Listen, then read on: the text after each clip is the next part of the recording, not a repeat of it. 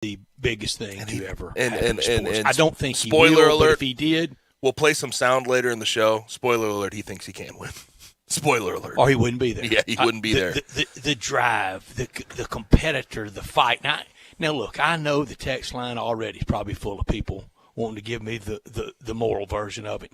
Everything I'm saying about him is as the golfer. Inside those ropes, as a competitor, as Peter and Anthony were saying closing is the last hour, he's been in the public spotlight since he was on the Merv Griffin show or whatever show it was, Steve Doug, whatever show it was when he was 3, and he lived up to every bit of the billing. Damn, though. I mean, as human beings, we all fall short a lot.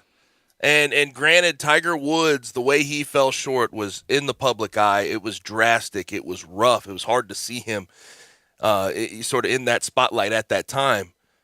But with him, I feel like there's more to be learned about being a human being at that level, being that sort of bigger than life, and still being a human, still trying to deal with the lows in your life. So I think everyone played his first PGA Tour event. I think 16. everyone could learn a pretty fair amount too about how to come back from the lows in your life too, from Tiger Woods. I mean, and he's had a lot of issues. Easily in the front on the front burner of the public consciousness since the U.S. Amateur win in '94. Easily front burner since '94. And the way he was brought up in playing golf was not the easiest. I think everybody can acknowledge that too. It was forced upon him. Though, it was tough. It was, and Earl was tough. But it made him. But it made him. There's no question about it. There's no question about it. But it might not have been the direct, father son out of the book upbringing.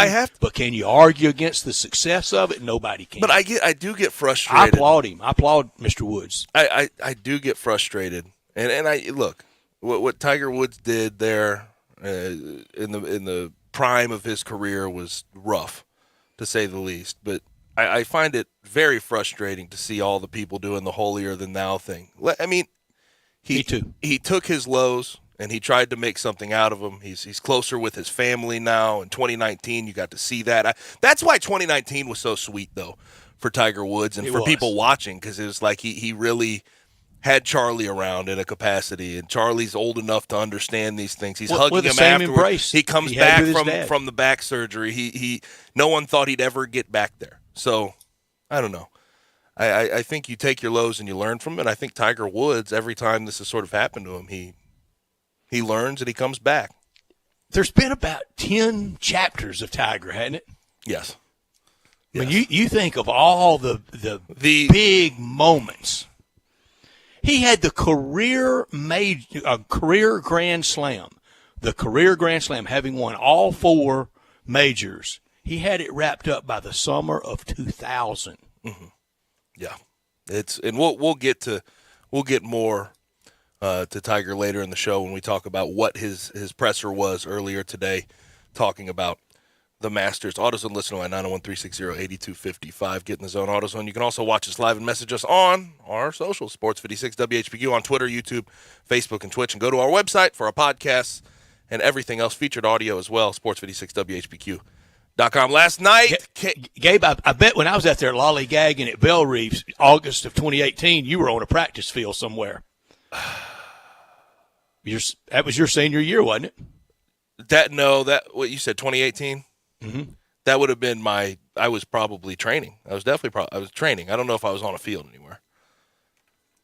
I don't know if I was on a field. Because I graduated, I got done in 2017 at the University of Memphis. Your final fall was 2017? Yes. Okay. Finished it up at the Liberty Bowl. AutoZone Liberty Bowl, I should say. Sure did, against Iowa State. National championship last night. North Carolina goes up in the first half, just puts it on Kansas 40-25, but then Kansas comes back. They were down by 16 at one point. They complete the largest comeback in national championship history of 16 points, and they did a lot of it behind what was honestly relatively unlikely. Remy Martin coming along in the second half. 4 for 4 from the field, 3 for 3 from 3, and he led them to a national championship that looked really unlikely there in the first half. And made it a really tough vote for most outstanding player. It's been since 1983 that it came off of a defeated team, so you know it's going to go to the victor, and it should. But it was a really tough vote. Ochai Agbaji ended up being the winner. Yep.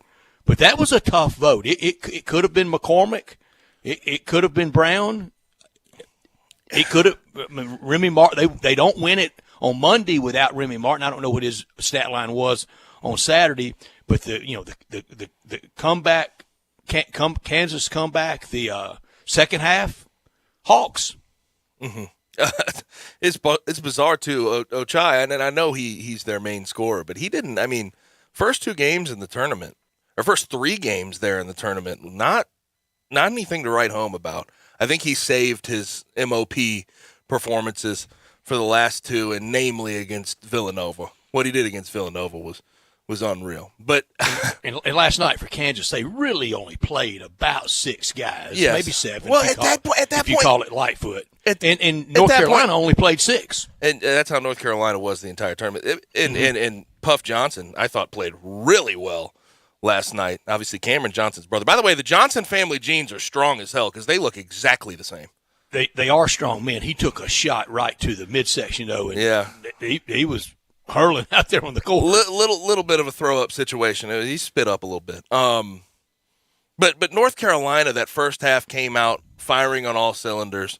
Clearly, Bill Self got to Kansas at the half because when they came out, Remy Martin played a bigger role, and their guards started to play a substantial amount better. And for UNC now, this is their 6th loss in a national championship. It's tied for the most with Michigan, Duke, and Kansas for the most ever. And for Hubert, I just getting to this point, in my opinion, what was big, but you could tell that he is a rookie coach with those last 2 possessions for his team. You could tell the rookie in him came out with Caleb Love hoisting up 3 threes there in the final seconds. Yeah, wasn't great execution. I don't know if it was a great strategy either, but I thought he had a good tournament coaching, and he coached really hard. He'll get back. He's at North Carolina. He'll win one. Mm-hmm.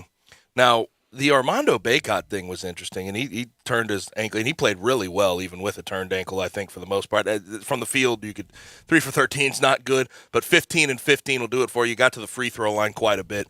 Did you see when he turned his ankle? It looked like there was a loose floorboard. Yeah, I saw it live. In the national championship. A lot of steal shots on it later, yeah. That seems a little much. Our friend Kevin Sweeney, he even tweeted out that pregame, walking across the floor, he and a colleague, they felt it kind of buckled. They thought it was loose, and that was dangerous for Bacot, who took some shots during the Final Four. Hyperextended his knee. Yes, hurt on Saturday. Hurt again, another ankle last night. And he fought through. I really do think he fought through is about as good as he 15 could. and 15. Yeah. Still can't blame him. That'll do. When he went out, though, David McCormick could do whatever he wanted. Brady Manick had no chance against David McCormick, not even a slight bit. Just that baby hook there. Line, 13 and 13, but it was such a mismatch. Mm-hmm. It was. And McCormick could nicely go to his left hand, too. Yes, I said this going into the game last night, is R.J. Davis and Caleb Love have to be good. They have to shoot well. They have to show up. And for times during that game, you thought that they were trying. They both got double figures. R.J. Davis 15, Caleb Love 13. But a combined 1 for 13 from 3 and 10 for a lot, 10 for 40-something from the field is just it just didn't quite cut it. If you're North Carolina today, I know you're both, but which one are you more? Are you more fulfilled or are you more despondent? And I was listening, and this is interesting too. I think you should be fulfilled getting to this point because you look at I do too. And the post-game comments from Hubert sort of backed that up. He said, "I would be very pleased." Yeah, Hubert said sad. he wanted to hurt. He said he wanted to be really sad, but he couldn't, considering what this team had fought through and been through, and sort of proving everybody wrong. And I think they accomplished that. Took a record performance for Kansas to come back in the second half and hail to the victors. To the victor go the spoils. But to the defeated, they held themselves up very well. This hour of our show brought to you every day by Lexus of Memphis at 2600 Ridgeway and online at lexusofmemphis.com. The one and only Lexus dealership in town. Give them a call at 901-334-9673. If you ever thought I'd look great in a Lexus, well, this spring is the time to look that good because they will make sure of it at Lexus of Memphis. One of those beautiful cars. You will look great. Driving luxury and confidence, knowing that every new Lexus comes with complimentary first and second maintenance services.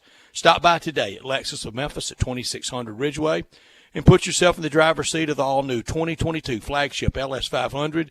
You'll be driving in style. Great offers on all 2022 models and always special leasing options. When you purchase a Lexus, you get top-of-the-line engineering and design, and they make for the luxury driving experience. 901-334-9673, online at lexusofmemphis.com. Experience amazing at Lexus of Memphis. Top story of the day. That's a national championship. That's Kansas getting over the hump. Bill Self gets his second natty, 72-69. By the way, I saw way too many people on social media posting the correct score. They ended up betting on the correct score on FanDuel and winning a substantial amount, plus 21,000, I believe. Good Lord. If I could hit one of those, I'd feel good about it. Yeah. But for UNC, 6 loss in the national championship, tied for the most with Michigan, Duke, and Kansas. North Carolina, too. This is an interesting stat. They were 46-0 in their history in the NCAA tournament when leading by double digits at half. That's now 46-1 because Kansas completed the largest comeback. I thought they had them in national championship history at 16. In the first half, I thought absolutely they had them. Kansas looked awful on the offensive end of the floor, and North Carolina was locking in pretty well on defense. But the second half was a completely different game, and Kansas just came out firing on all cylinders. Christian Brown didn't shoot all that well, but he did get to the rim. He was playing big last night, their guard, Christian Brown. But Remy Martin, of course, is the story. 14 points. He had 12 in the second half, didn't miss a shot, and was unbelievable. Now, this does kind of bring me quickly to the NCAA and notice of allegations, though. When you talk about Kansas, isn't it interesting how a notice of allegations, the IARP, seems to hurt some schools less? And Kansas is a great example of that, considering they have 5 level 1 allegations against them right now, and obviously sanctions have not been passed down, but they go and win a natty while having that over their head. Now, I don't know if the University of Memphis can get to that height with that over their head, and certainly I would bet against it. But I always look at some of the blue bloods in college basketball that have these things hanging. Bill Self, by the way, is the guy who's responsible for a lot of these allegations as well. He has to miss games, doesn't he? Yes, you would think. But he's responsible for a lot of these allegations as well, and he gets number 2 while this stuff is still around. He does, Gabe, and you're so right. It sticks like glue to some of us in the sports world, rolls right off like water off a duck's back to others. It's amazing, and a lot of that tone, that tenor, that temperament is set by the NCAA. They're coming for some. For others, well, let's wait and let the investigation play out. And it's bizarre, too, because I thought the whole thought process behind the IARP was to punish the people that actually did these things, that were around, that allowed these things to happen.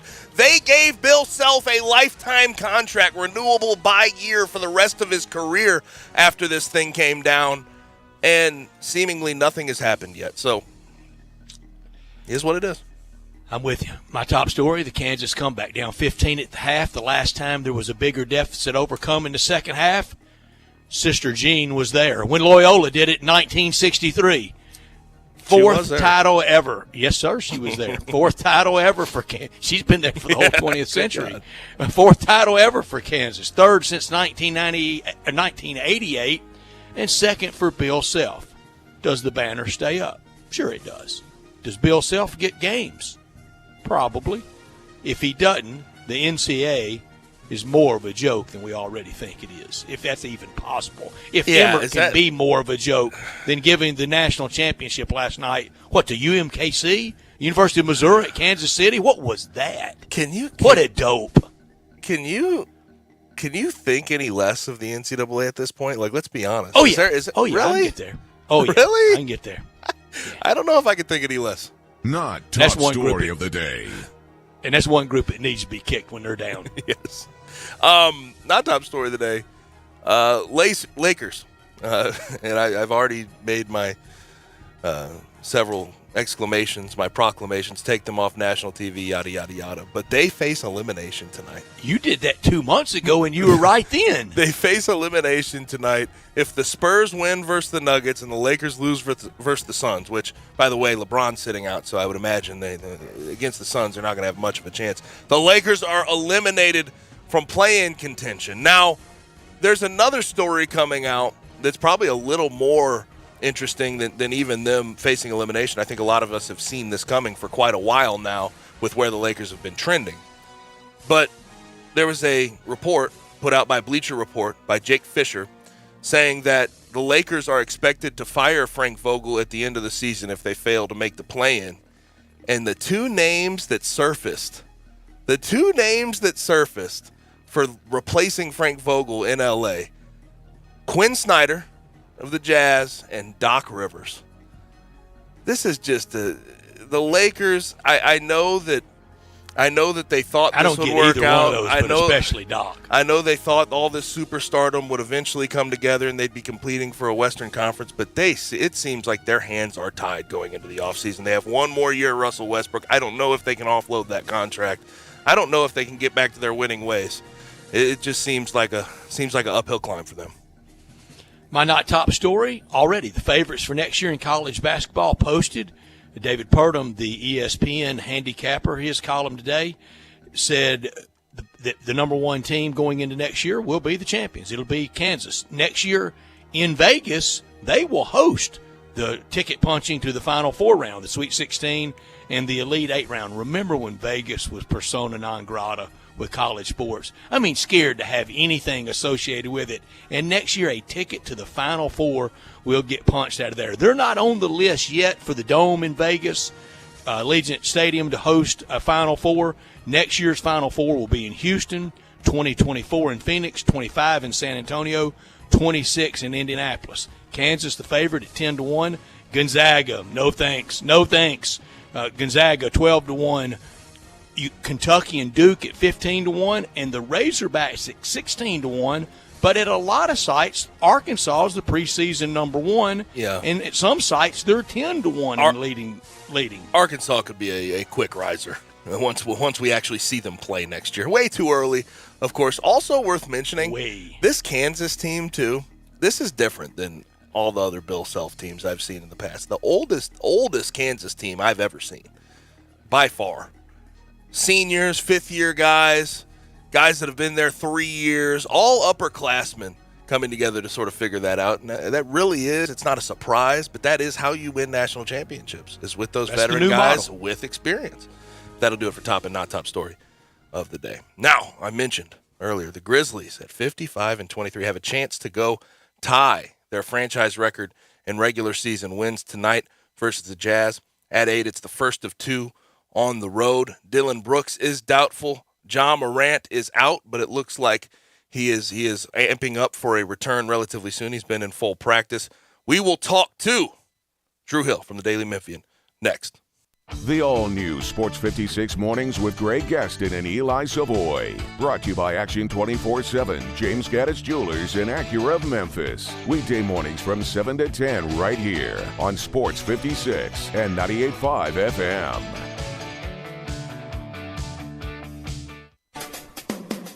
Hi, this is John Conway with Conway Services. When was the last time you had your heating system cleaned? How about a safety inspection? Right now, Conway Service is offering our 16-point Energy Saver Super Tune-Up on your heating system for only $69. That's right, for only $69, we'll come out and perform our 16-point Energy Saving Super Tune-Up on your heating system. We'll also include a complete safety inspection using our state-of-the-art camera system, making sure your heating system is safe to operate this winter. Plus, we'll run a carbon monoxide test on your heating system, all for only $69. You can have the peace of mind knowing your heating system is safe and ready for those cold winter nights. So call Conway Services, the Mid-South's premier heating, cooling, plumbing, and electric service company at 384-3511. That's 384-3511. Call this week, and we'll perform your heating system tune-up for only $57. Call 384-3511. Conway Services. Call Conway today. At Charmin, we heard you shouldn't talk about going to the bathroom in public, so we decided to sing about it. My sweet cheeks feeling squeaky clean when Charmin's rolling behind the scenes.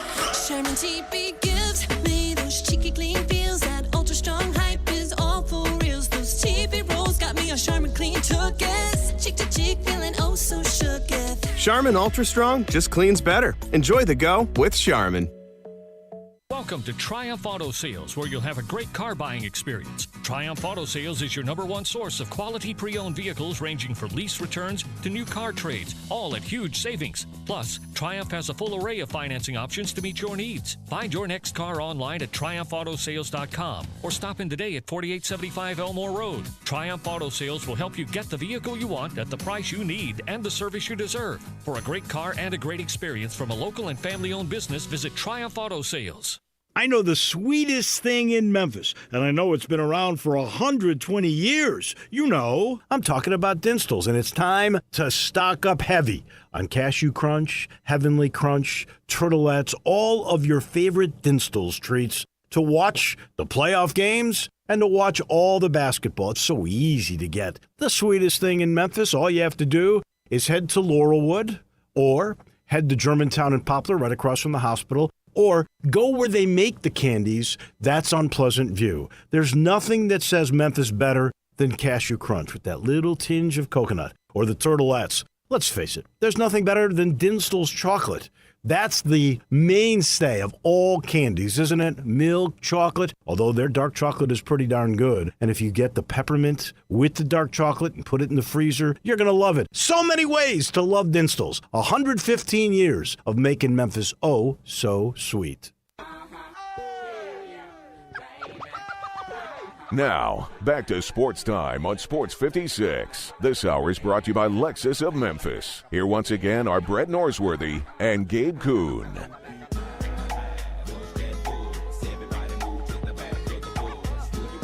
Back rolling on Sports Time. AutoZone listener line 901-360-8255. Text us. Let us know your question, comments, and concerns about anything in the world of sports today. Get in the zone. AutoZone. You can also message us on our social, Sports 56 WHBQ, on Twitter, Facebook, YouTube, and Twitch. Without further ado, very pleased to be joined by Drew Hill from the Daily Memphian at DrewHill_DM. Drew, what's happening, man? Nothing. I'm wandering around Salt Lake City. I'm in a heated debate right now. I'm not trying to get us off track. I know we're here to talk about the Grizzlies. I have something to bring up with you next.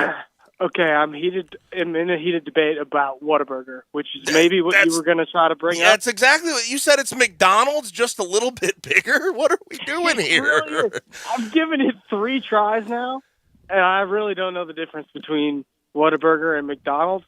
And listen, I have one of my best friends in Memphis. He lived in Texas and Oklahoma his whole life. He's this big Whataburger fan.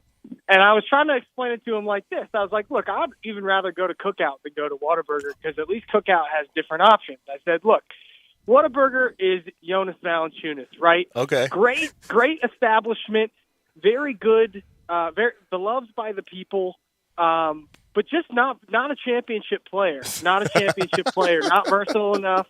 Doesn't really have, Then what's Cookout? Do we have a player comp for Cookout? It's Jim Harbaugh. Yeah, Cookout. It's like a Jordan Clarkson, Cookout's off the bench. It's Gonzaga, the best shot taker in the NBA. I hear you. The best shot taker. I couldn't agree more in with the you, fast Drew. food world. There never has more been made of less. Right. Yeah, that's my point. Like Cookout, at least I know. Like when I show up, I can look at the menu and order like 3 different things. Like I could get a quesadilla, a cheeseburger, and some chicken nuggets. And at Whataburger, you're going to get fries and like a burger or whatever. But like I'm not even here for this debate between Whataburger and In-N-Out. It's not even a debate. In-N-Out wins all day. I always have said Whataburger is just a better version of Sonic. And Sonic, by the way, is criminally underrated on the fast food. Okay, look, I'm fine with that. But I really do. Like, look, just don't get what's so special. What the big difference is. I mean, Whataburger because people don't get it. Onions. I guess because Here's people what it don't is. get it. Older, more experienced listeners of ours will know what I'm talking about with this. Y'all want to understand this. There was a time in this area that you couldn't get Coors beer just anywhere. You had to go to maybe into another state to get it. Once it got here rampantly, you couldn't give the stuff Yeah, away. no one cares. No one cares at that point. I understand that. So, Drew, I take it you're not going to, when Whataburger opens, wherever it's opening around the area, I take it you're not going to be in line day one. I'm not going to be rushing. No, I will not be rushing to Whataburger. Yeah. Understood. Now, on the Grizzlies front, what's the update on Ja Morant, and what is it going to look like down the stretch of the season? Do you think he will play a game before we get to the playoffs? I am optimistic that he will play a game before we get to the end of the playoffs. I was not there for practice because I was flying to Salt Lake City, but I did see on Twitter that Taylor said that he did participate in practice. He did participate in shoot-arounds this morning as well. He's been going through his full warm-ups. The knee seems to be fine. Every indication that I've gotten from everyone that's both around him and part of the team has all told me that he's perfectly fine, like that Ja's going to be A-okay by the time we get to the playoffs. Now, what else are they supposed to say in that situation? Oh, it's bad. Like, I don't think I was ever going to hear that. But I'm optimistic. I'm optimistic that we'll see him before the end of the season. I don't know if it'll be more than one game. But to me, the fact that they brought all the two-way guys, they brought both of the two-way guys on this trip, it just, to me, suggests that they might play their guys tomorrow night, but I don't know if we're going to see them against Denver. And I don't know that for sure. That's just an estimated guess. It's just a total off the wall kind of inclination. But I do think we'll see Ja in one of those home games. As of right now, are there any roster concerns? If the playoffs started tonight, you think everybody would be ready to go? Yeah, I think so.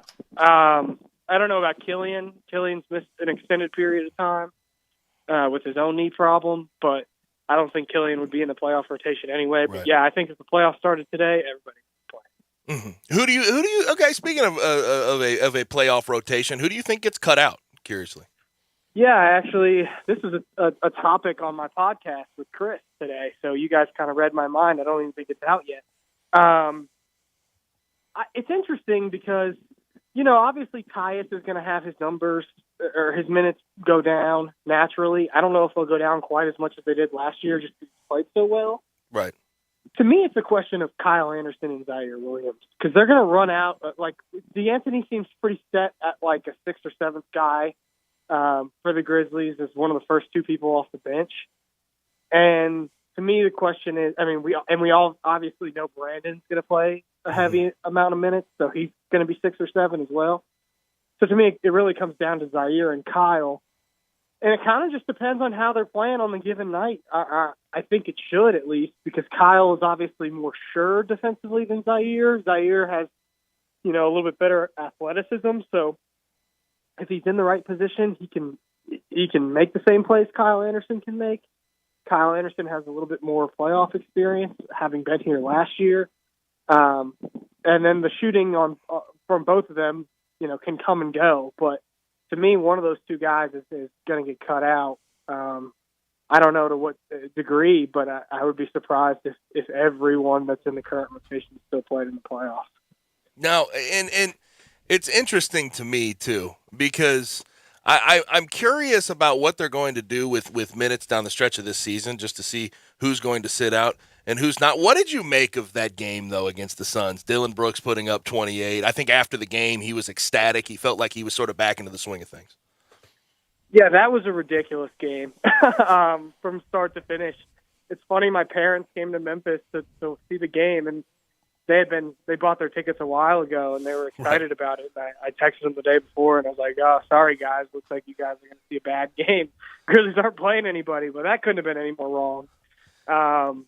So I just thought it was fun. It was a bit of a microcosm of the entire season for the Grizzlies. Just the ability to get anyone to step up at any given time, and it was just so fun to see them so happy for a guy like Santi, who had a good game, and they make no mistake, they just beat them, and the Suns clearly wanted to win that game, and they just got outplayed on that night by a bunch of bench players from Memphis. And they're not the only team that can say that, says that this year. There's been lots of teams that just have been outplayed by a bunch of bench players from Memphis. And so I think it spoke to the season that the Grizzlies are having.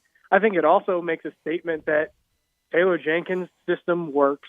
Taylor Jenkins has had an incredible year with the Grizzlies. And if there's any guy Taylor it seems to be up against for Coach of the Year, it's Monty Williams.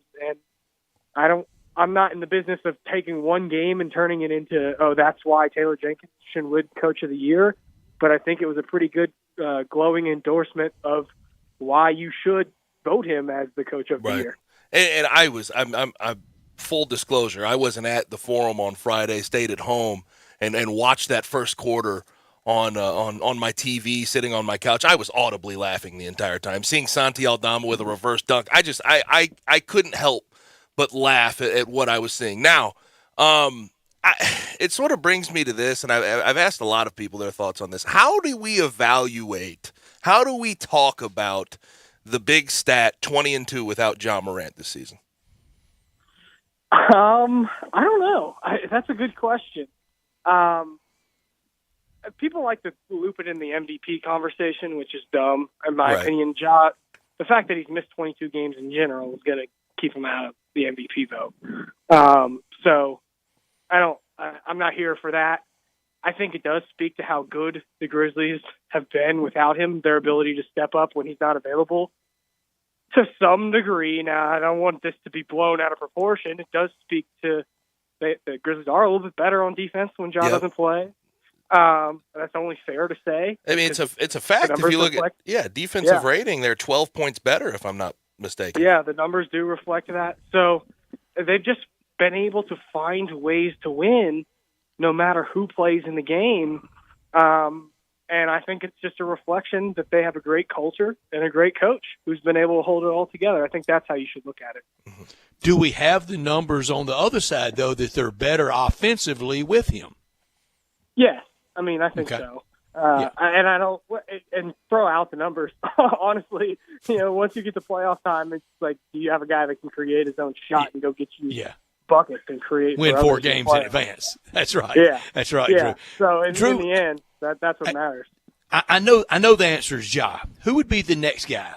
In-house, a vote among the Grizzlies for team MVP. All right, Ja wins. Who's runner-up? Who would be second? Wow, that's a great question, Brett. That's a great question. Jaren, I'll say Jaren. I mean, I'm debating in my head between Jaren and Bane. Right. I think you go between one of those two, just because. I mean, I think Dylan really matters to this team, but he hasn't played enough games to call him the MVP. I'll take Jaren because of what he's done defensively. I'm with you. We've seen the Grizzlies without all sorts of guys all season long, but the one constant for the most part has been Jaren, and he's been so good on defense. I mean, that game against the Brooklyn Nets was probably the best game defensively I've ever seen him play. It was incredibly impressive. So I would say Jaren because he anchors that side of the ball, and they've been, a good defensive team the same way they've been a good offensive team. They're top 5 categories. So I'll go with him. Here's one for next year. Let's say from this year to next year, and I don't know how many steps it is. Let's say it's 10. And let's say Jaren takes another 10 next year. Can you imagine this team and him then? Well, I think that's why the Grizzlies are coming up on, first in the future NBA rankings and stuff over at ESPN, because we don't even know what this team's going to look like down the road. But I would say this. I mean, I would hedge a little bit there. You talk about how the window's wide open. Well, in the NBA, the window shuts fast, Yep. The Clippers probably thought they were competing for a championship this year. No one thinks that anymore. They don't have Kawhi Leonard. Anything can happen to any of these players at any given season.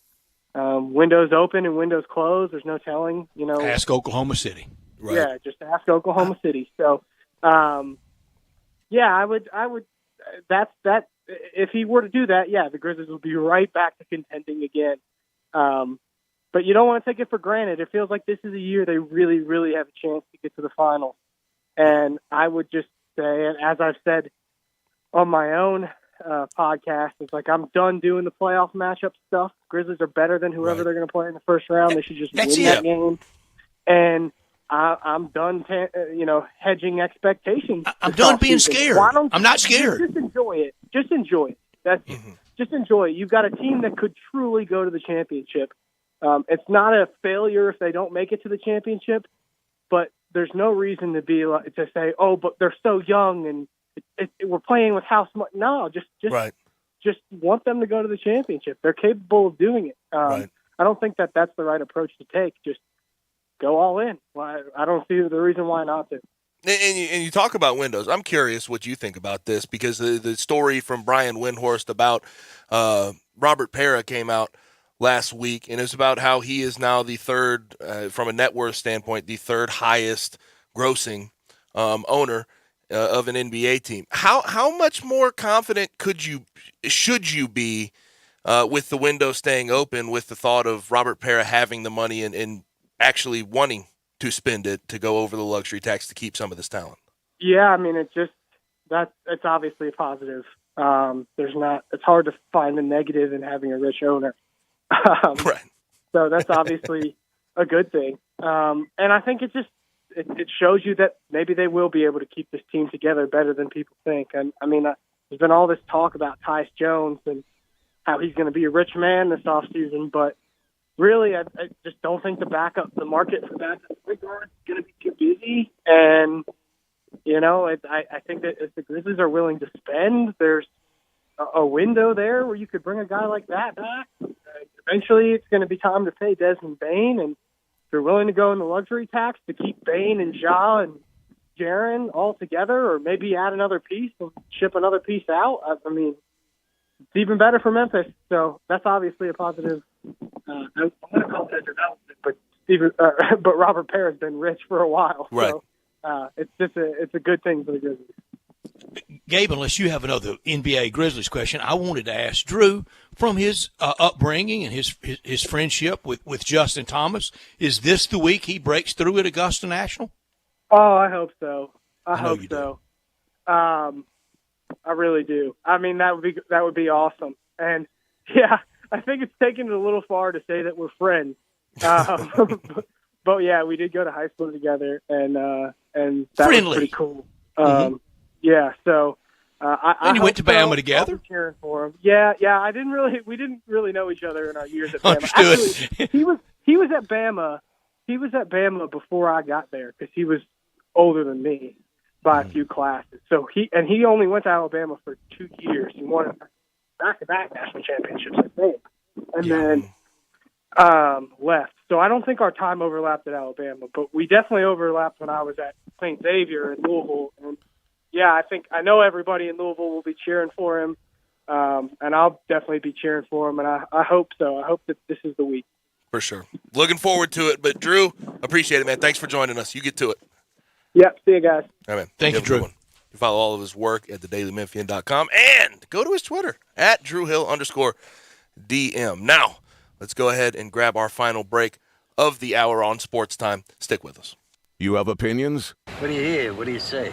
We want to hear them. Call or text us on the AutoZone listener line at 360-8255. That's the AutoZone listener line at 901-360-8255. Get in the zone, AutoZone.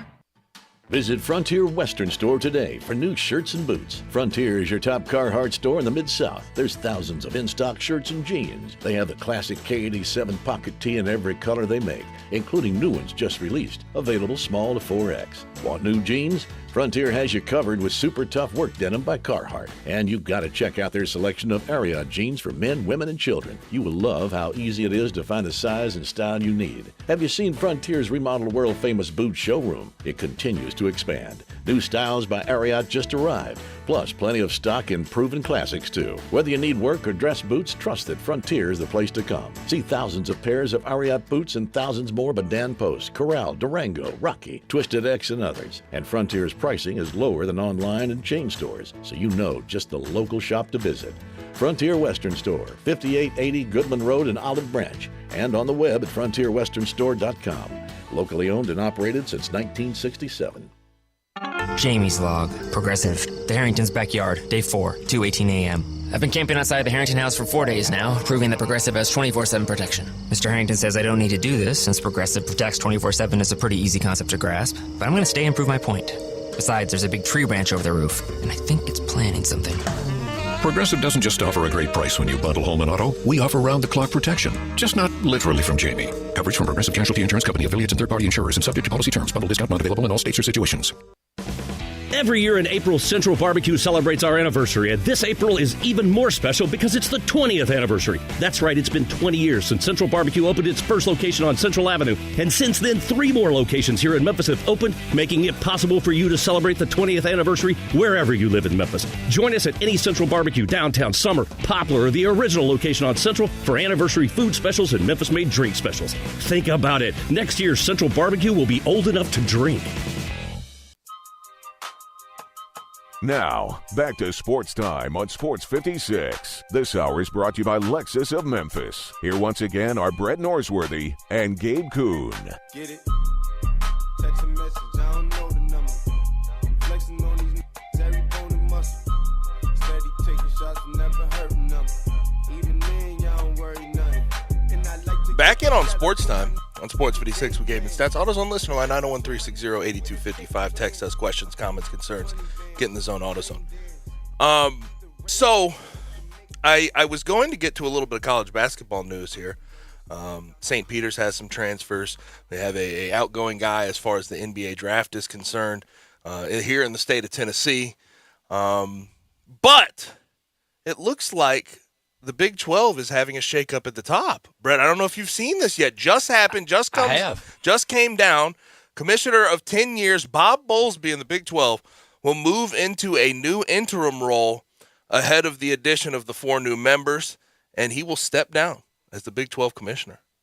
Yeah, and that's big here locally for us because we so desire when they expand the next time, and everybody thinks that will be sooner rather than later.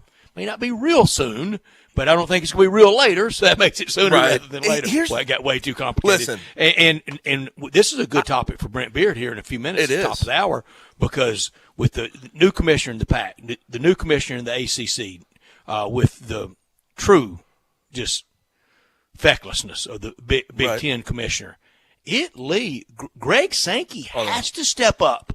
He does anyway, but now more than ever, he's got to fill a power vacuum. Now I'll say this: Kevin Warren has sort of embarrassed himself in a lot of ways as the Big Ten commissioner, but his league's too big to fail. You talk about the Big Ten and the SEC.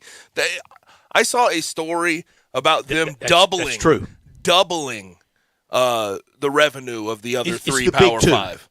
Yeah, it's the Big Two at this point. Now, but you're right; it's too big to fail. But imagine it with a tour de force, a better leader. Guy, or gal, a leader, someone who didn't cancel the football season and then reinstate it. No, that was just so bizarre. It was so bad. It was bad. And then they had the rules before the Big Ten season about if you missed too many games, you weren't eligible for the Big Ten championship. It was a sliding scale, and then Ohio State was going to be left out. So it's bad. They deserve better. But that great conference deserves better. Yeah, but the Big Ten, too big to fail in a lot of ways. Now for the Big 12. I have to give Bob Bowlesby a lot of credit for keeping them together the way he has after the leaving of Texas and Oklahoma. Because it's not a D or F by any means. It's gentleman B. For a second there, I thought the AAC could possibly, if they were going to keep Cincinnati, keep Houston, keep these schools, I thought they had a chance to give the Big 12 a run for their money with what the Big 12 was leaving behind. But Bob Bowlesby kept it together and ended up attracting the team. So good for him there. But I'd say his tenure as the Big 12 commissioner was not it wasn't overly successful. He had some successes along the way, but I don't think he was that great. in the grand scheme of things. No, in running the Big again, 12. Not an A, but sure not a D or F, was it? Not a D or F. I think a flat C is fair. But he didn't do anything to raise their viability in football. I think you're right on C. I don't know how you can give anybody a B that let Texas and Oklahoma. That's get what out I'm trying to say. He didn't do anything to raise their status in football. Now, Big 12 basketball is the cream of the crop. They do well in basketball, but football wise, he needed to bolster the lower. He needed to try to help out and see what he could do. I mean, Kansas at the bottom of that conference losing was Mizzou? awful. Yeah, I think he does. I think he does. You think Mizzou regrets it? I think, except for the cash, that's a big exception. Losing Mizzou, losing A&M, losing those schools was Colorado. I liked the old Big 12, Brett. I really did. I did too. I thought it was good football being played. And I mentioned it yesterday. You had that rivalry between Kansas and Mizzou, and Kansas was actually good. Kansas could play football in the old Big 12. Over their airwaves. They came to the SEC's first 2 or 3 or 4 SEC championship games, and they copied, as everybody does and everything, they copied the best of what the SEC did. But one thing I thought they did really well, and the SEC doesn't, they have it fixed in Atlanta. I liked how they did kind of a northern championship game one year, southern the next year. Go to St. Louis, go to Houston, go to Kansas City, go to Dallas. Go to San Antonio a time or two. I liked how they did that. I wish the SEC would have a Western site. The old Big 12 had the North and the South. I mean, they had the divisions, and the South was always substantially better. The South would always hammer at Texas and OU. Yes, and it would be like Colorado at 7-5.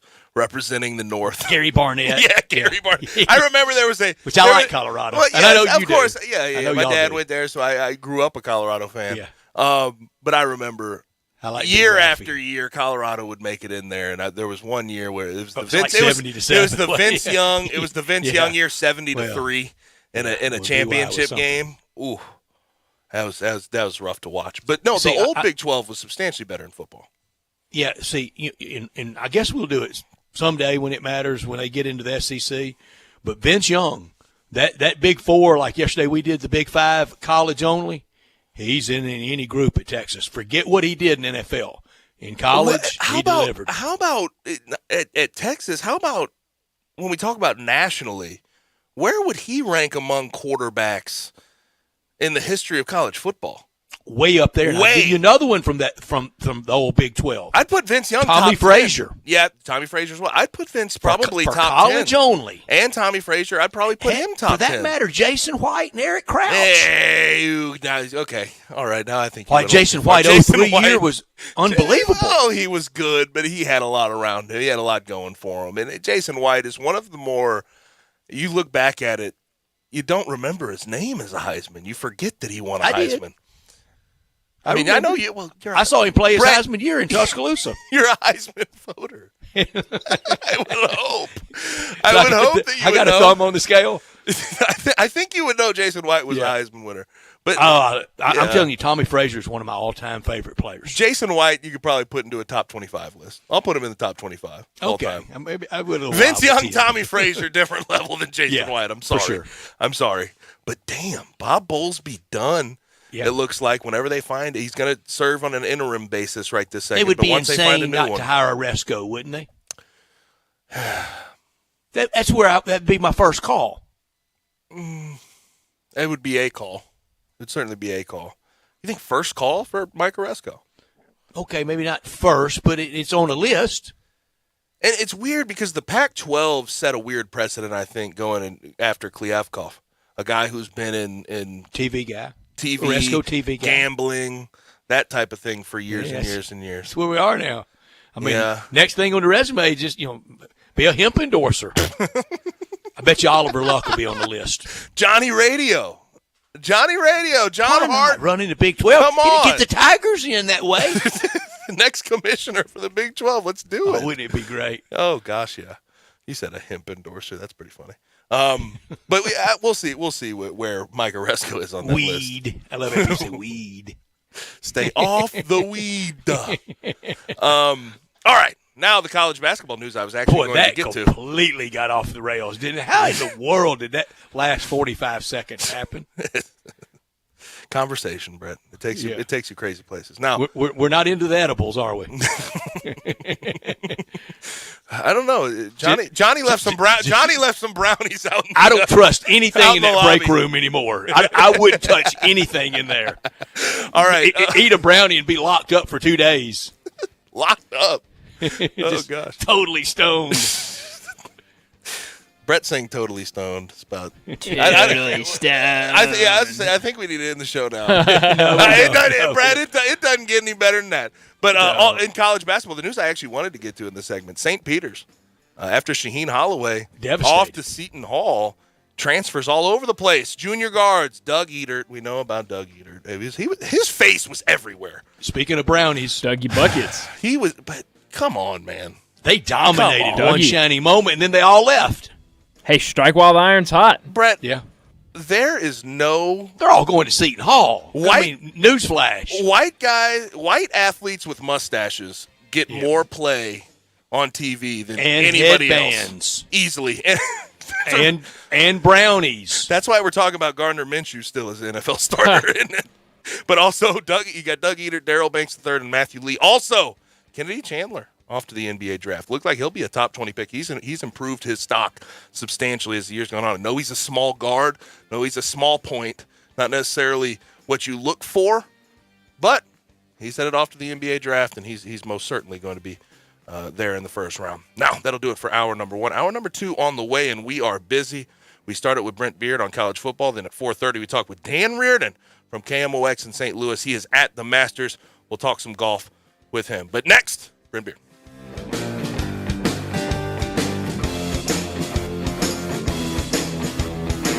It's been said that the world always looks brighter from behind a smile. So why not let my friend, Dr. Mehdi Sadeghi, and his friendly staff at the Smile Center Memphis help brighten up your world. The Smile Center is a local family dentistry located in Germantown, specializing in cosmetic crown veneers, teeth whitening, and Invisalign clear braces, all with free consultation and second opinions. New patients are welcome, and if you don't have dental insurance, don't frown. They have an in-office plan to fit your specific needs. Same-day emergency service available as well. Give Mehdi a call, 309-1333, or visit their website at smilecentermemphis.com. This is Matt Crowder live at the gas station on 41st Street reporting on those skyrocketing gas prices. Excuse me, miss, are you buying less gas now because of the high prices? Oh, I never pay full price for gas anymore. I just use the free Get Upside app that pays you cash back for every gallon of gas you buy. Wait a minute, are you saying you actually get paid cash when you buy gas with the Get Upside app? Yes, I get real cash back every time I buy gas. Well, does that actually add up to anything? I've made around $200. Wow, well, there you have it. Stop paying full price for gas. Download the free Get Upside app and get real cash back every time you buy gas. This is Matt Crowder, Radio News Network. Download the free Get Upside app now to earn real cash back every time you buy gas. Use promo code PLAY for a $5 bonus on your first tank. You can cash out anytime right to your bank, to PayPal, or an e-gift card for Amazon and other brands. Just download the free Get Upside app and use promo code PLAY for a $5 bonus on your first tank. That's code PLAY.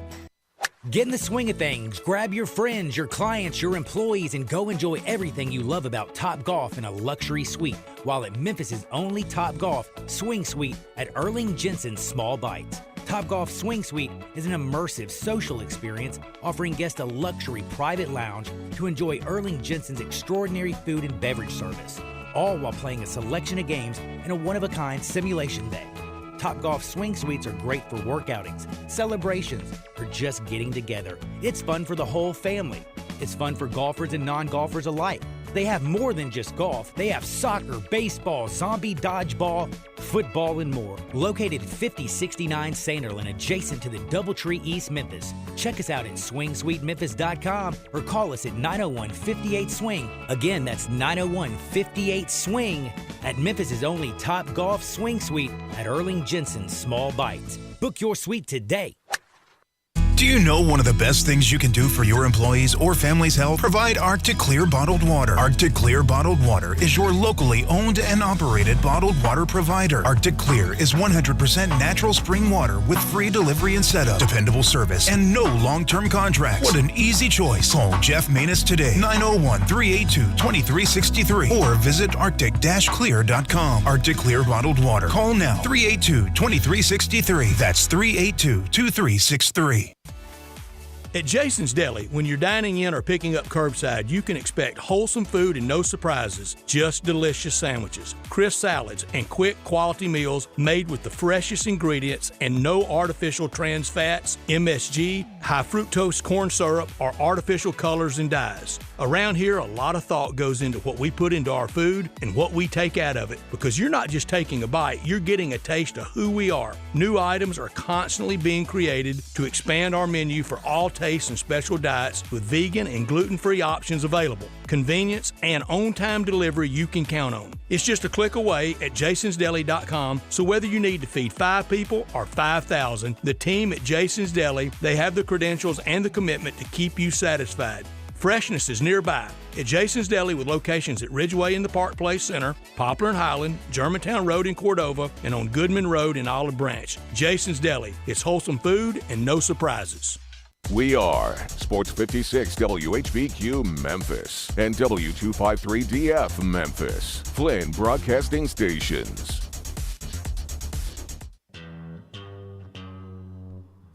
Now, back to Sports Time on Sports 56. This hour is brought to you by the Big Green Egg. Here once again are Brett Norsworthy and Gabe Kuhn. Hour 2 of Sports Time is here, and you heard the announcer. It is brought to you by our good friends from the Big Green Egg. And I always talk about it in sports. The best ability is your availability. And that's the same thing with grilling, with having a grill outside that you can rely on year-round. And the Big Green Egg is the last grill you will have to buy. I can just about guarantee that. Ceramic parts of the egg have been on a lifetime warranty since 1995. Most folks that have a Big Green Egg have had it for 20 or 30 plus years. That's just the fact of it. And the reason is because it is made with that high-quality ceramic. And you've heard me talk about it before. If you have that metal gas grill outside, once the elements get to it, once the rain gets to it, it starts to rust. That's an issue. The Big Green Egg does not do that. And the flavor on it's fantastic. 100% natural lump wood charcoal grill, and you can do anything on it. Smoke, bake, roast, sear, and grill. Barbecue, the options are endless. You can make some ribs. You can smoke a butt. You can make some shoulder. You can go on your back patio. You can cook some burgers. You can make some desserts. Again, I always talk about my friend and his apple crumble. The apple crumble is fantastic. You can make desserts on there, pizzas. You can do whatever the heck you want to do.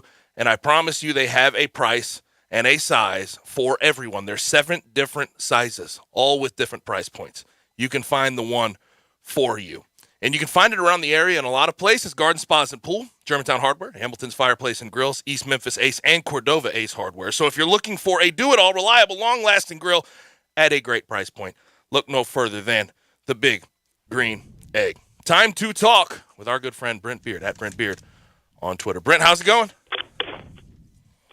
Well, I'm headed to Jason's Deli at some point this week. A, B, 2 things I don't understand today. One is while we can't have a national championship game in basketball an hour earlier than we do, and it also be on CBS instead of on TBS. Do you have a later wake-up call today? A lot of folks don't have. No, I got up at the same time, although I went to bed after midnight. I'm a bit of a night owl anyway, but having that thing at 9:20 Eastern time is absolutely ridiculous.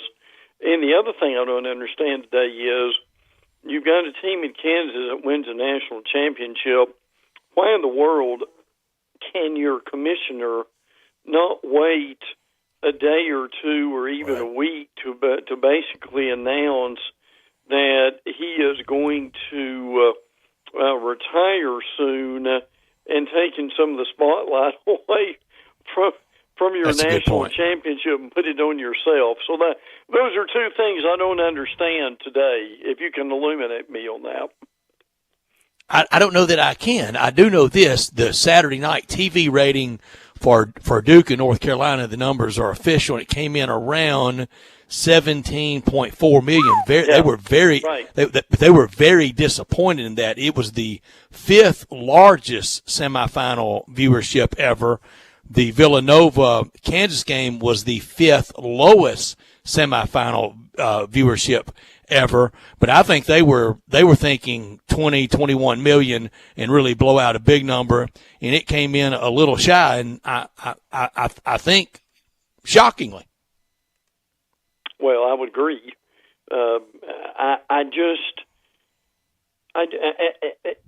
Today's kind of the day to where you kind of look at things, and I've heard some different basketball commentators throughout the day on to Brad's point, talk about what could be done to, I don't know if I want to use the word salvage college basketball. I mean, college basketball with the tournament is healthy right now, but the thing I've heard more than anything else is start the season later and play some of your better non-conference games later on in the season, a la SEC Big 12 matchup, which got a lot of attention during that time. And frankly, I don't know if that will ever happen, and I kind of doubt it, but it certainly deserves some merit to think about it.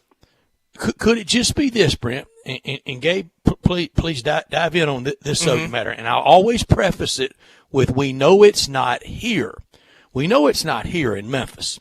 But across sea to shining sea, college basketball has become very niche-y. It's a niche sport. It just is.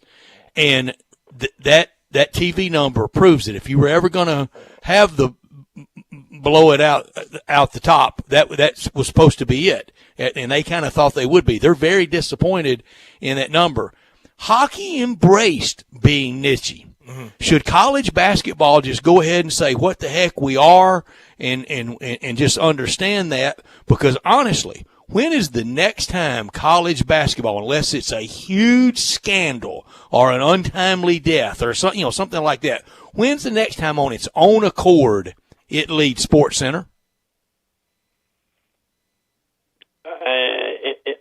It will be a while. I mean, it would have to be probably after the Super Bowl, major upset, or something like we had last night. Frankly, but I still say that the and I've heard basketball people say this, that basketball needs to think about doing something to distance itself from the end of football season. I don't necessarily mean starting in February, but they need to look at the calendar and what they could do in order to save themselves looking on down the line. Yeah, and I think that both of your points sort of come together, and the point I would point at, the thing I would point at, is that when you start while football season is still rolling, the coverage of it in the early season is so bad. We don't pay attention until we get to the new calendar, until we get to the new year. Now, we don't even bother. Well, we do, but I'm saying as a whole. We have to, but writ large, yeah. Yeah, and the discussion on, national TV, on network television does not start until March, basically. Until we get into it's tournament. Here's your bracket. Fill it out. Until we get to conference tournaments, you don't know about these guys. No, and that's again, next time it leads SportsCenter, unless, and I'm not going to name any names, an untimely death, something shocking, or scandal, but the next time on its own accord, tonight in college basketball, it leads SportsCenter. Fellas, Brett, it's 11 months, and it's interesting too, Brett, because I feel like it's a little bit more than niche than you're sort of mentioning, because I see what it does in this city in particular. I see how it's covered and talked about, and the amount of hunger there is for people to talk about. And in Louisville, and in Kansas City, Indianapolis. I think it's a little bit more than that. I just think the Charlotte, the national coverage of college basketball has to improve. Well, it does, and look, even even down here, Florida now has new blood in Golden. I still think FSU, there's no way they can have that many injuries with Hamilton, and they will be better. And we saw what Miami was able to do this year going to the Elite Eight. So even in a football primary state like Florida, if we could package this thing different, and I don't mean having to revamp the entire sport, but there are just some things that college basketball needs to do that it would help themselves. But I think they're probably too stubborn to do it. Brent, I had a person. This was a while ago. This is when college basketball was stronger then than it is now. I'm going to say late 90s. Kentucky had it going. Arkansas had it going. Anyway, somebody asked me, said, why don't y'all go and have that wall-to-wall coverage of SEC basketball media days like you do the football? I said, because of football, because it's in the middle of football. And we go where the opportunity takes us. And frankly, I don't think we could go out and give away SEC media basketball, media days basketball coverage, much less sell it. But look, and again, the problem is when they have it, as Brent said, it's right in the middle of football season, and people are just they've got tunnel vision at that point. They're concentrating on football. That they're saying, well, hey, it's great, it's nice that basketball is starting, but I'm not going to rent a hotel room. And I'm not going to spend a couple of days in Birmingham to cover it. They don't have 50 people at it. Yes, that's a shame, but that's the reality of it right now. And it stunned John Calipari. It made him mad, and he even suggested to some people, if a media outlet doesn't cover basketball media days, you shouldn't credential them to football coverage. And he got laughed at by a league official. And should have. And should have. Point, yes. And the vanity of him, of course. Mm-hmm. Just running alongside postseason football is not ever going to help. It's just not. No. You talk about the NFL running beside it too. It's just it's very tough. Now, you did bring up Bob Bowlesby. Brett and I sort of discussed this, and you don't have to give it a letter grade necessarily, but what do you think about his stay as the Big 12 commissioner since this is the end? I mean, it's probably I'm not going to give him an A+ or necessarily an A. I think he could probably, with what he's done, I would probably go B- or a B. Mm-hmm. I mean, there's nothing really he could do as far as, I mean, when Texas and OU decided they were leaving, I mean, he's not going to keep them there. They're going to do what they want to do.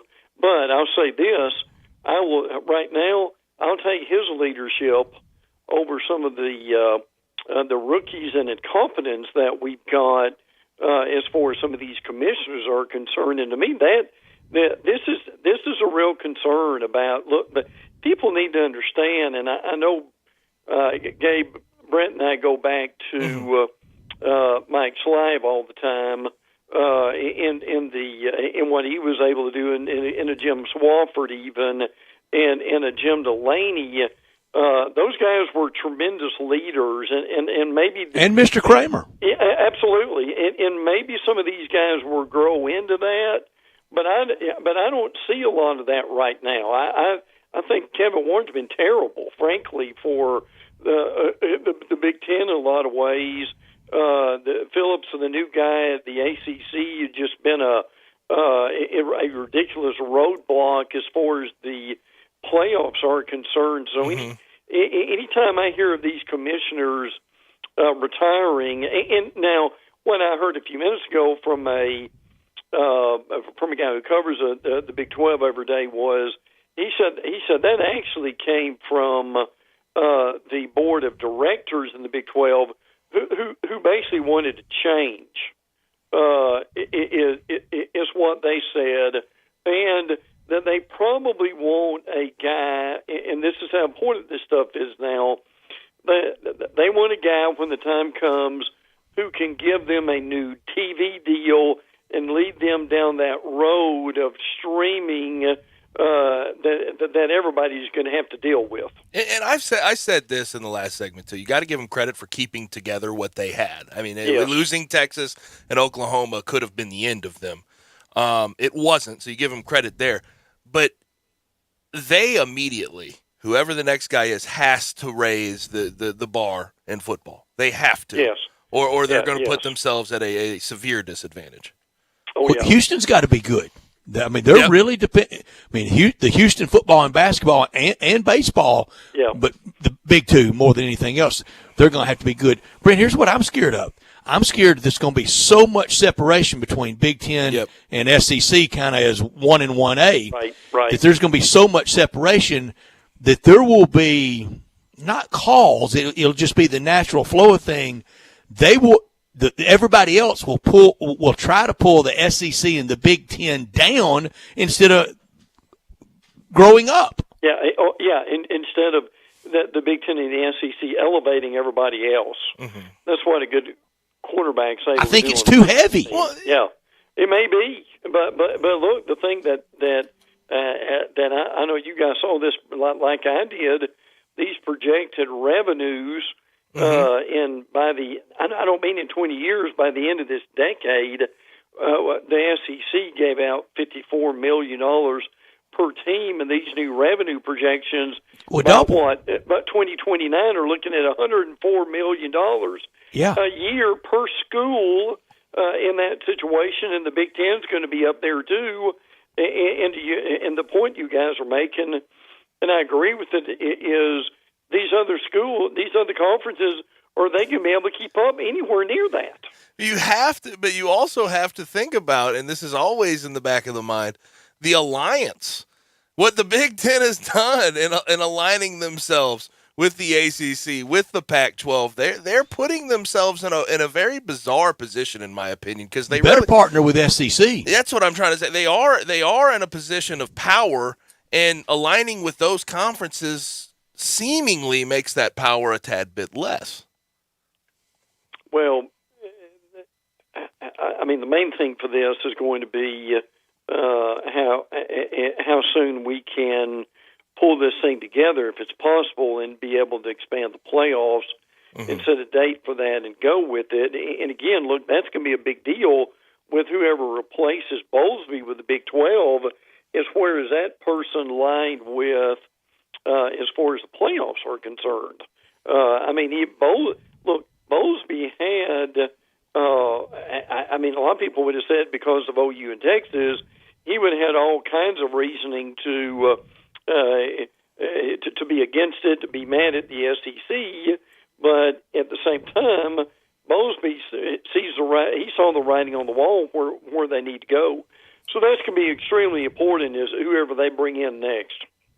We know OU and Texas will play as members of the SEC in 2025. At the very latest, they will play football that year. I'm beginning now to think it's not going to be any time before that, and in 24 at the very earliest before that. We know it's not 22, and I think the ship has sailed on 23, Brent. Well, it very well may have as far as all this coming together, unless we look. The only thing, and one of our local writers, Matt Hayes, who I've referenced before, had an interesting. He gave 5 possibilities of the playoffs, and to answer your question, the only way that would be sooner would be if they could all get together behind closed doors, figuratively, and take away some of their pride and actually cooperate together with a view to get this done. That's what it would take right now. Would be basically total secrecy that Mike Slive and Jim Delaney had a few years ago to get us 4 to begin with. In order to speed this up, I still think they made a horrendous mistake of waiting until this contract is over in 25, 26. And the offseason move of Lincoln Riley heading to the USC also brings into question for me, where the hell do they fit into the SEC when they actually join? We know where Texas fits in with where they've been as a program, but where does we thought Oklahoma would be at the top. At this point, without Lincoln Riley, that's up in the air. That's a question. That's the pressure on Venables.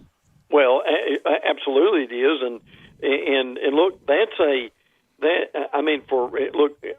did a good job at Clemson in his role. That changes now. He's outside that comfort zone. So how soon is that going to come together? And look, your point's a good one. I said right now, realistically, in the SEC pecking order, OU and Texas will be in the middle of the pack. Mm-hmm.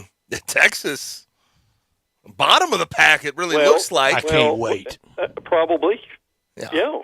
They seem to have that thought, though. They deserve to be at the top, though. No matter what, they deserve to be a top 25 Got a groovy team. drum and great mascot and a pretty cool hand signal. But hey, Brent, and you and I've heard this a little bit longer than our colleague here. Is that attitude hadn't gone away, and it ain't going away either. I understand that. It ain't going nowhere. You would have thought they won 15 national championships by now. There's a paddle to fit every rear end out there in the SEC. Brent, appreciate it, man. Thanks for joining us. Always, guys. Take care. Have a good one, Brent. Brent Beard with us talking college sports every single week from Jacksonville, and we so love that. He turned me on to the chicken pot pie soup at Jason's Deli. He loves Jason's Deli. I do too. I love our locations at Ridgeway Road, Poplar and Highland, Olive Branch, and Cordova. I thought I knew the menu pretty well. I thought I had just about one of everything on it. He turned me on to the chicken pot pie soup, oh so good, and the catering from $5,000 to $5,000. Low delivery fees. Call any of the local delis for details. Vegetarian and gluten-sensitive options. Same day and last-minute orders. Welcomed. They want that. When you're kind of feeling a little bit panicked, we don't have enough, I don't know if we're going to be able to pull this off, let Jason's Deli, let them do it. Healthy. First franchise in the nation to be trans fat free. It's all about choice there, and it's about every meal there. Breakfast, lunch, and dinner time, they have you covered. You can build your own. You'll be delighted. You build your own sandwich at Jason's Deli, and you'll be delighted. Plenty of organic food to choose from in that salad bar. Over 30 items just on that salad bar. Now you can prepare it any way you want it, just like we could pre-2020. And complimentary ice cream at all these locations at Ridgeway Road, Poplar and Highland, Olive Branch, and Cordova. And be sure to check them out online as well at jasonsdeli.com. Brett, I got to be honest. I am disappointed in you today. I thought you'd be in studio. I thought you'd be in the city today because it's Redbird's opening night. Brett, what are we doing? I know. I'm going Thursday night. Okay. I can't make it tonight. 22nd opening night at 3rd and Union. I know they've been there 23 years, but we didn't have one in 2020 because of the pandemic. Tonight at 7:05 noon. Tomorrow, 12:05 tomorrow. 6-game homestand. Won't be back after this homestand that wraps up Sunday until April 19th, but I'm going to be there Thursday night. So you'll be catching the final game of the Stripers series. The third game against Gwinnett Thursday night. Okay, gotcha. But open up tonight, 7:05. 3rd and Union, how about it? And really, the biggest crossroads year for the franchise since the ballpark opened in April of 2000. It's a real challenge right now in minor league baseball. Bryant covers it and knows it very well. It is a challenge at AutoZone Park, and it will be hard during April and May and possibly into June with the Grizzlies fever that's getting ready to take over. It's tough times for the Redbirds. Right. I really still do think they put on a good game day. I really do. They do. And I come from a Major League Baseball city in St. Louis. I go into Cardinals games all the time. I love AutoZone Park. I love it. I think it's one of the best minor league ballparks we could find in the country. Honestly, it's and nice. Another reason I've quit. I don't like going on opening night because there's a lot of people there that I want to remind them, guys, there are 69 more games after tonight. Mm-hmm. They don't come to another one. Opening night's always fun, though. A lot of top waters there on opening night, though. Yeah. we're approaching Thursday will be the opening night of Major League Baseball. It'll also be the opening day of the Masters. And Tiger Woods has officially announced that he is planning on playing, had a presser today, and discussed that he really does think he can win. He thinks he's back into good shape. He thinks he can walk the course for however much it takes, and he thinks that he can go participate in the Masters. We are going to talk with Dan Reardon next from KMOX in St. Louis to talk some golf, talk some Masters. Dan, next. Sports 56 Happy Hour with Johnny Radio, presented by Tito's Vodka, from 11 to 1 every weekday on Sports 56 and 98.5 FM. I often say they've set the bar for the way car business should be done at Homer Skelton Hyundai. You know how close that is. It's right there at Highway 78, Lamar Avenue, and Craft Road, the very first exit in Mississippi.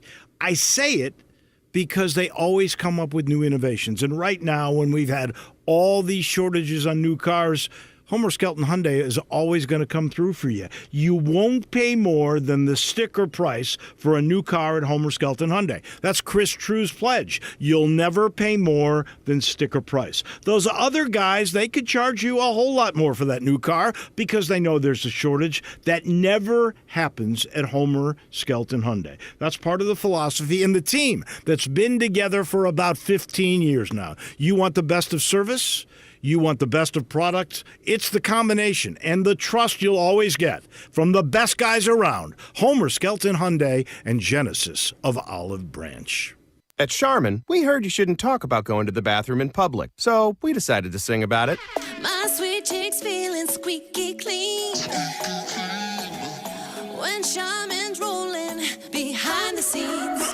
Charmin TP gives me those cheeky clean feels. That ultra strong hype is all for reals. Those TP rolls got me a Charmin clean tooketh. Cheek to cheek feeling oh so shooketh. Charmin Ultra Strong just cleans better. Enjoy the go with Charmin. Simple, smooth, and every sip as easy as the last. Tito's handmade vodka tastes just as good with tap water as it does with your favorite mixer. Back in the day, Tito distilled, hand bottled, taste tested, sent to a few friends, then taste tested again to give you the finest juice around. No frills, no flavors, no fancy labels, just the good stuff. Just Tito's. For recipes, videos, and more, visit Tito'sVodka.com. Distilled and bottled in Austin, Texas, 40% alcohol by volume, namely 80 proof, crafted to be savored responsibly. So you need to sell your house? I have the solution. Call 901-406-1101. That's 901-406-1101. Call my buddy Bill at I Buy Houses. Any house, any area, as is. It's literally as simple as that. Just pick up your phone. Call 901-406-1101. That's 901-406-1101. Call my buddy Bill at I Buy Houses. Guaranteed to close in 5 days. If you need to sell your house fast, call Bill at 901-406-1101. That's Bill at I Buy Houses. I'm here with the great Pat Donahue from the Rendezvous Restaurant Shipping Department. Thanks, Brett. We've been shipping our ribs all over the country now for decades from our USDA-inspected shipping kitchen in the Pinch District. We hand-cook our ribs in pits that Mr. Charlie built over charcoal, just like they do at the restaurant. So what comes in a rib box? We could do pork shoulder, we could do ribs, our sauce, seasoning, baked beans, coleslaw. We'll even throw in Pancho's cheese dip with our nacho boxes. We also put a bag of Rendezvous seasoned popcorn, heating instructions, some chef hats, some wet naps, and some other helpful tips from our kitchen. We ship our ribs overnight, exclusively FedEx. When we put them in nice packaging, we don't ever want to use styrofoam, so we use corrugated cardboard, actually 2 boxes that fit nice together, so the ribs get to you, your loved ones, or your clients in a safe, wholesome manner. Rendezvous ribs are perfect for out-of-town clients, customers, loved ones. We also ship ribs for any occasion. Where do we order these great ribs? You can go to www.hogsfly.com or give us a call at 1-888-464-7359. Charlie Burgos' Rendezvous Restaurant in the alley since 1948.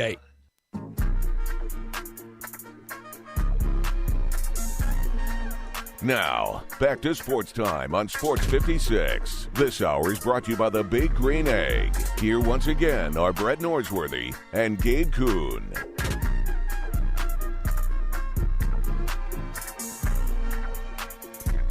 Masters opens on Thursday, and we just got the announcement earlier today about Tiger Woods officially going to participate. And the question comes, we know how prideful he is as a guy. He's not going to enter a tournament if he doesn't think he can win.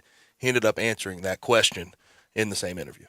You've said countless times throughout your career that you don't enter a golf tournament unless you think that you can win it. So the question is simple. Do you think you can win the Masters this week? I do. We are very pleased to be joined by Dan Reardon from KMOX in St. Louis, my hometown. He's a golf reporter. Dan, how are you? I'm doing fine, but let me give you a little bit of an interpretation, I think, of what Tiger said. Tiger said it's still a game-time decision. Mm-hmm. So, yes, he is in the field, but he is still leaving open the possibility that he could WD before Thursday. Now, I don't think that's going to happen, but it remains a possibility, and I think he was very clear about that today, that the rehab process after playing 9 holes of golf is a sort of a challenge for him to get the swelling down and do all those kinds of things. And he won't play 18 holes until he tees off Thursday morning. So, it's still open. Even if he tees off, he could still not make it the 4 days. Understood. Now him saying that, though, in a presser saying he does think that he could win this tournament. What do you think? What has been sort of the update on how he's actually looking out there, club speed and everything else? Everything that's been reported, including he played with Fred Couples on Monday. Everybody that's been around him, whether it's Justin Thomas last week, everybody says from a game standpoint that he's really in good position right now. And Tiger said as much. You won't know what that is in competition, but I mean, this is a guy that's been around, for about 25 years at Augusta. This is his 26th appearance there. So he knows his body. He knows what he can do as far as swinging the club is concerned. And he's very, very positive about that. So I don't think there's a question as to whether he could physically, as a golfer, perform at Augusta. The question in his mind, and should be, is can he walk the 4 days? Right. It's 7,500 yards is the length of the golf course over 4 days. That means he's going to walk somewhere in the vicinity of 20 miles over 4 days on a very hilly terrain. And that's just an unknown for him. And then the other thing I will say is at age 46, yes, he is a guy that you're going to put on your A list and winning the Masters. But at age 46, he's not going to separate from the rest of the list as much as he once did. Mm-hmm. Yeah, and Dan, not only undulating, not only a tough walk, but also could be a wet track. And in 2019, I think you'll remember on that Thursday on 14 when the marshal, the course official, he slipped into Tiger and almost took his knee out then. Tiger got up limping. I wasn't far from it. You're talking about something that would turn the course of history. Yeah, and he was even asked that today, and he pointed out that he's wearing metal spikes and he's not worried about slipping on the golf course as much as if he was wearing the more traditional new style of golf shoes. So here's a weird stat for you. It's the right leg injury. It's not the same injury that he had when he struggled at Torrey Pines and won the U.S. Open. That was his landing leg. And if that was the case now, he couldn't play this at Augusta. There's no way he could play with a bad left leg. But the right leg is one that you can navigate as a right-hander in golf. And the odd thing about Augusta National is, even though it's an extremely hilly golf course, almost every second shot at Augusta plays downhill or level ground. So he's not pushing hard off the right leg. The only time that he really has to push with a full swing through all 18 holes is the second shot at 18. That's a steep uphill swing. But other than that, he's either playing downhill, a little side hill, but the uneven lies are not as damaging as they might be to him if he was being stressed. And he admits the right leg is sore. And it's not even the leg, it's the ankle that is the issue. I don't know if you saw the little thing that came up today. He needs so much support on that right side that even though he represents Nike, he's playing FootJoy shoes this week because Nike doesn't make a shoe that supports him the way he needs to have it done. And Nike has put out a statement in full support of him. But that's a pretty rapid departure and a pretty serious statement about how tenuous his circumstances are. Mm-hmm. Now, leading up to it, it looks like storms are moving through the area in Augusta, and it's likely going to make the surface relatively spongy. How much do you think that comes into play when we're talking about Tiger, his availability, and then what he swings the club like?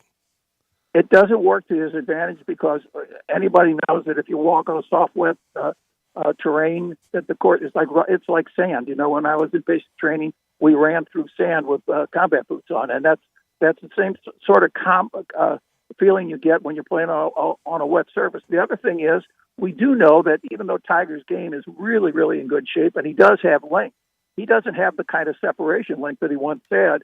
And when the course is wet, it's a little more forgiving in terms of keeping the ball in the fairway. But Augusta can be pretty long. And like I said, it's up to 7,500 yards now with the addition of length at 11 and 15. That does not, and the other thing is it's supposed to be cool. And Tiger says, like anybody that gets up in age, that he gets a little stiffer in cool weather. So the weather is not going to be his friend. Dan Reardon, our guest from KMOX. I'm sorry, Dan, go ahead. By the way, they have high winds in the forecast for Saturday. I've seen a forecast that said winds as high as 20, gusts as high as 25 on Saturday.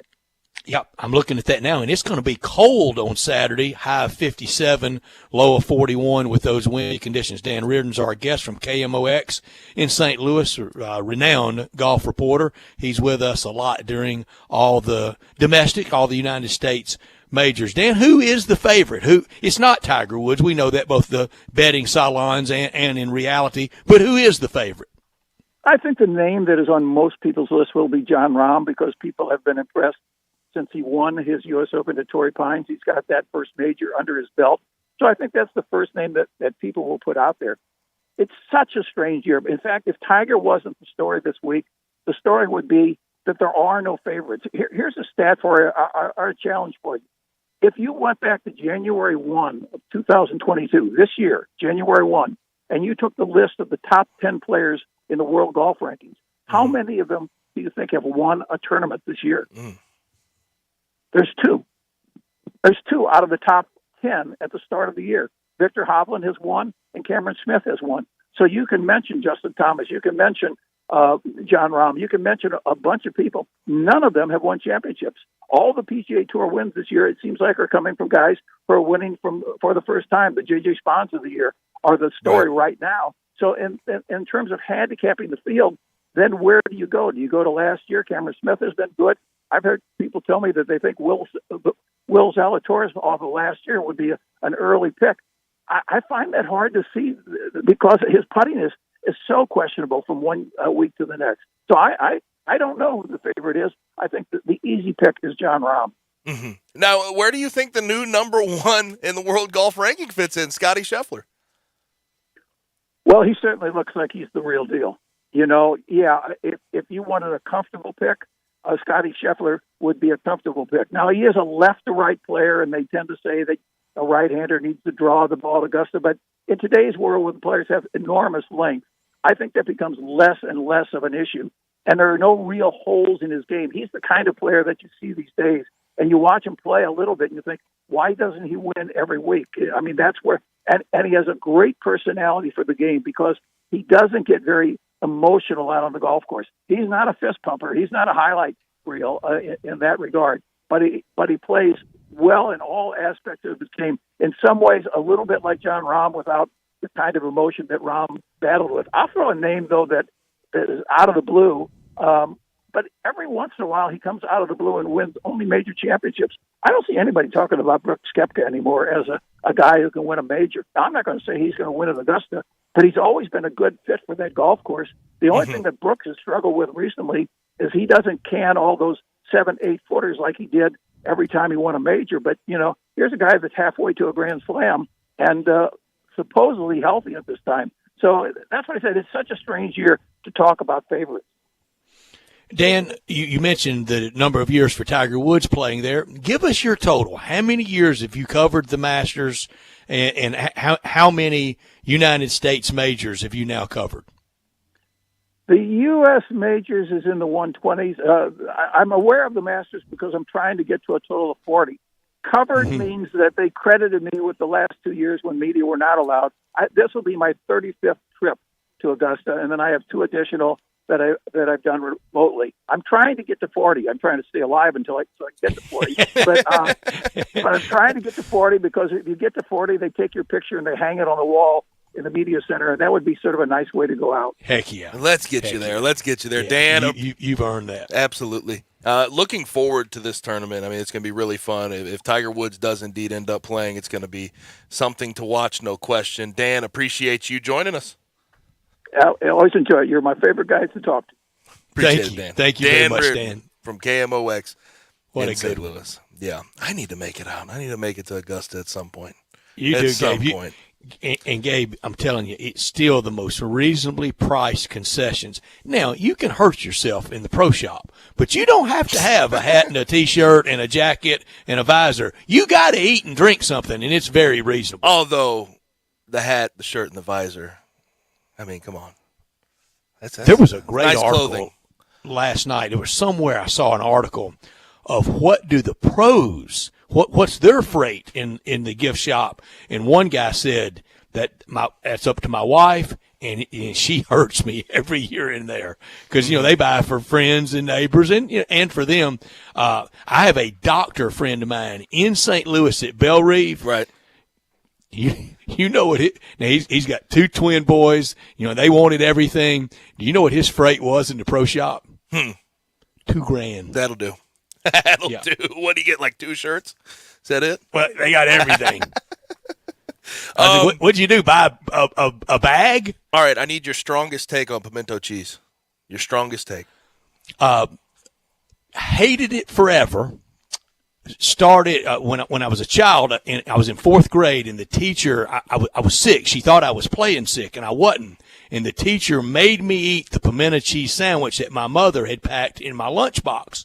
And I was really sick, but she thought I was faking it. And I got sick off pimento cheese. Wouldn't touch the stuff forever. Then started eating it again in the Grove with friends of mine that tailgate in the Grove, and her recipe, this person, their tailgate spot is renowned, started eating it again, and then started eating again when I started going to the Masters, and you have to. It's the best. Right. I love it. I won't eat egg salad sandwich at gunpoint. The acceptable take is done bad. If you do pimento cheese bad, it's vile. It's vile. But if it's done well, it's fantastic. I love it on just about everything if you do it well. But Brett, bad. My favorite thing there cheese, is the pink lemonade. It's the best pink lemonade I've ever had in my life. Yeah, it looks like the Hideki Matsuyama, the club dinner, is going to be an interesting one. It's going to be a doozy. Gonna have assorted Kobe beef. sushi. I love some sushi. Sashimi, nigiri. I'm not a sushi eater, but I'm a skewers. filet Kobe beef eater. What about now, miso glazed black cod and a dashi broth? What about you? Is that I'm a for little you? scared of glaze and a little scared of cod. No thanks. I think I'll go for the Wagyu, though. Well, I've never had a piece of Wagyu, but I'll go for it. For sure. And did you notice, and look, and the prideful people, the Japanese people that they are, but did you see the language, Japanese strawberry shortcake? What do they do to the strawberries there? No. It's not about the strawberry. It's about the cake itself. See, I know about this. It's real spongy. Like you can press it down, it pops back up. So it's very different. It's very different is probably an Gotcha. understatement, Okay. But it's different. It's different. A lot more spongy, a lot softer. Sounds good.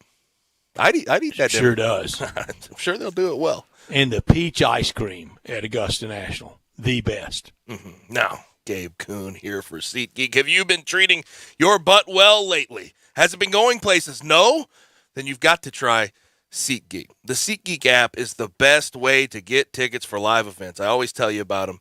Event, team, concert, whatever you want to see. I love the variety personally, and also they're selling playoff tickets right this second, and they're going up by the day, so get there right now. They have the best deals on them. If you need Grizz or Tiger tickets, they got them. Beale Street Music Festival tickets, they got them. You want to see a show at the Orpheum, you want to go see a comedian, they got them. SeatGeek is so beloved by butts everywhere because they've made it the highest-rated ticketing app, and SeatGeek rates every single ticket on their app from 0 to 10. This is different than anybody else. They rank every single ticket from 0 to 10 to make sure you're getting a good deal. Green means good, red means bad. They try to keep you away from those bad tickets by showing the red next to them. So make sure you get those green tickets. You can get whatever you want on that app. The variety, again, is unreal. And guess what? I'll give you a deal. If you sign up today, you can get $20 off your first purchase with promo code GABE56, G-A-B-56 at SeatGeek.com or the SeatGeek app. That's promo code GABE56, G-A-B-E-56 for $20 off your first SeatGeek order. SeatGeek, get your seat in a seat. Download the app today. We have to go ahead and get to a break. When we come back on the other side, we'll wrap up hour number 2 on Sports Time with Gabe and Stats.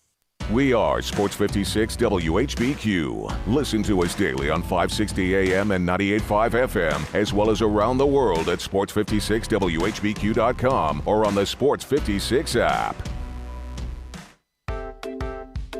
The Family Leisure family is growing, and they want you to help them grow even more. Family Leisure is now hiring for multiple positions. They're looking for self-motivated, goal-oriented people to come and join their family. Some of the positions include sales for swimming pools, hot tubs, and patio furniture. There's sales and associates for chemicals. Parts and service department associates are needed. Service technicians, you got to have a valid driver's license, and cashiers are needed too. Family Leisure is also looking to add to their installation crews for building above-ground pools. Send your resume to Family Leisure now, 2120 Whitten Road, Memphis, Tennessee, 38133, or email memphis@familyleisure.com. You can also call 901-371-9090. So come and join the family at Family Leisure, Whitten Road at I-40, where family and fun and you all come together. Acura of Memphis invites you to experience the all-new, completely redesigned 2022 Acura MDX. It's the most advanced SUV Acura has ever built. Experience the convenience of full connectivity, including built-in Alexa, Wi-Fi hotspot, and wireless charging, from the stunning interior complete with third-row seating. Stop by our state-of-the-art facility and take advantage of our aggressive APR offers today at Ridgeway and 385. Or shop online from the convenience of home now.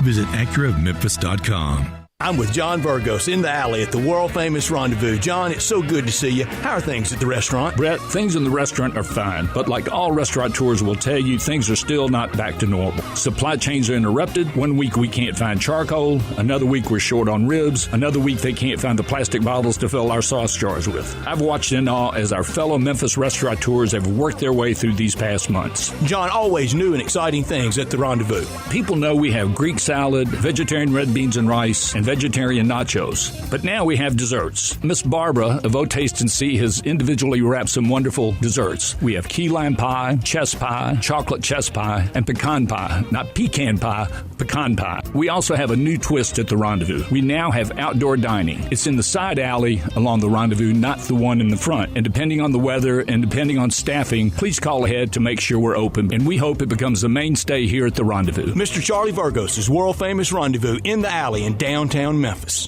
Do you know one of the best things you can do for your employees or family's health? Provide Arctic Clear bottled water. Arctic Clear bottled water is your locally owned and operated bottled water provider. Arctic Clear is 100% natural spring water with free delivery and setup, dependable service, and no long-term contracts. What an easy choice. Call Jeff Manus today, 901-382-2363, or visit arctic-clear.com. Arctic Clear bottled water. Call now, 382-2363. That's 382-2363.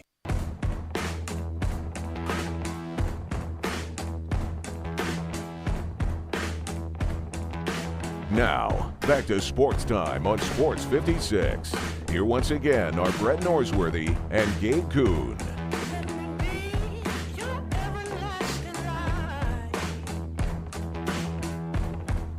We will have Beau Marchant at the top of hour number 3. And by the way, it'll be a half hour number 3. We will be out early for Ole Miss versus Southern Miss.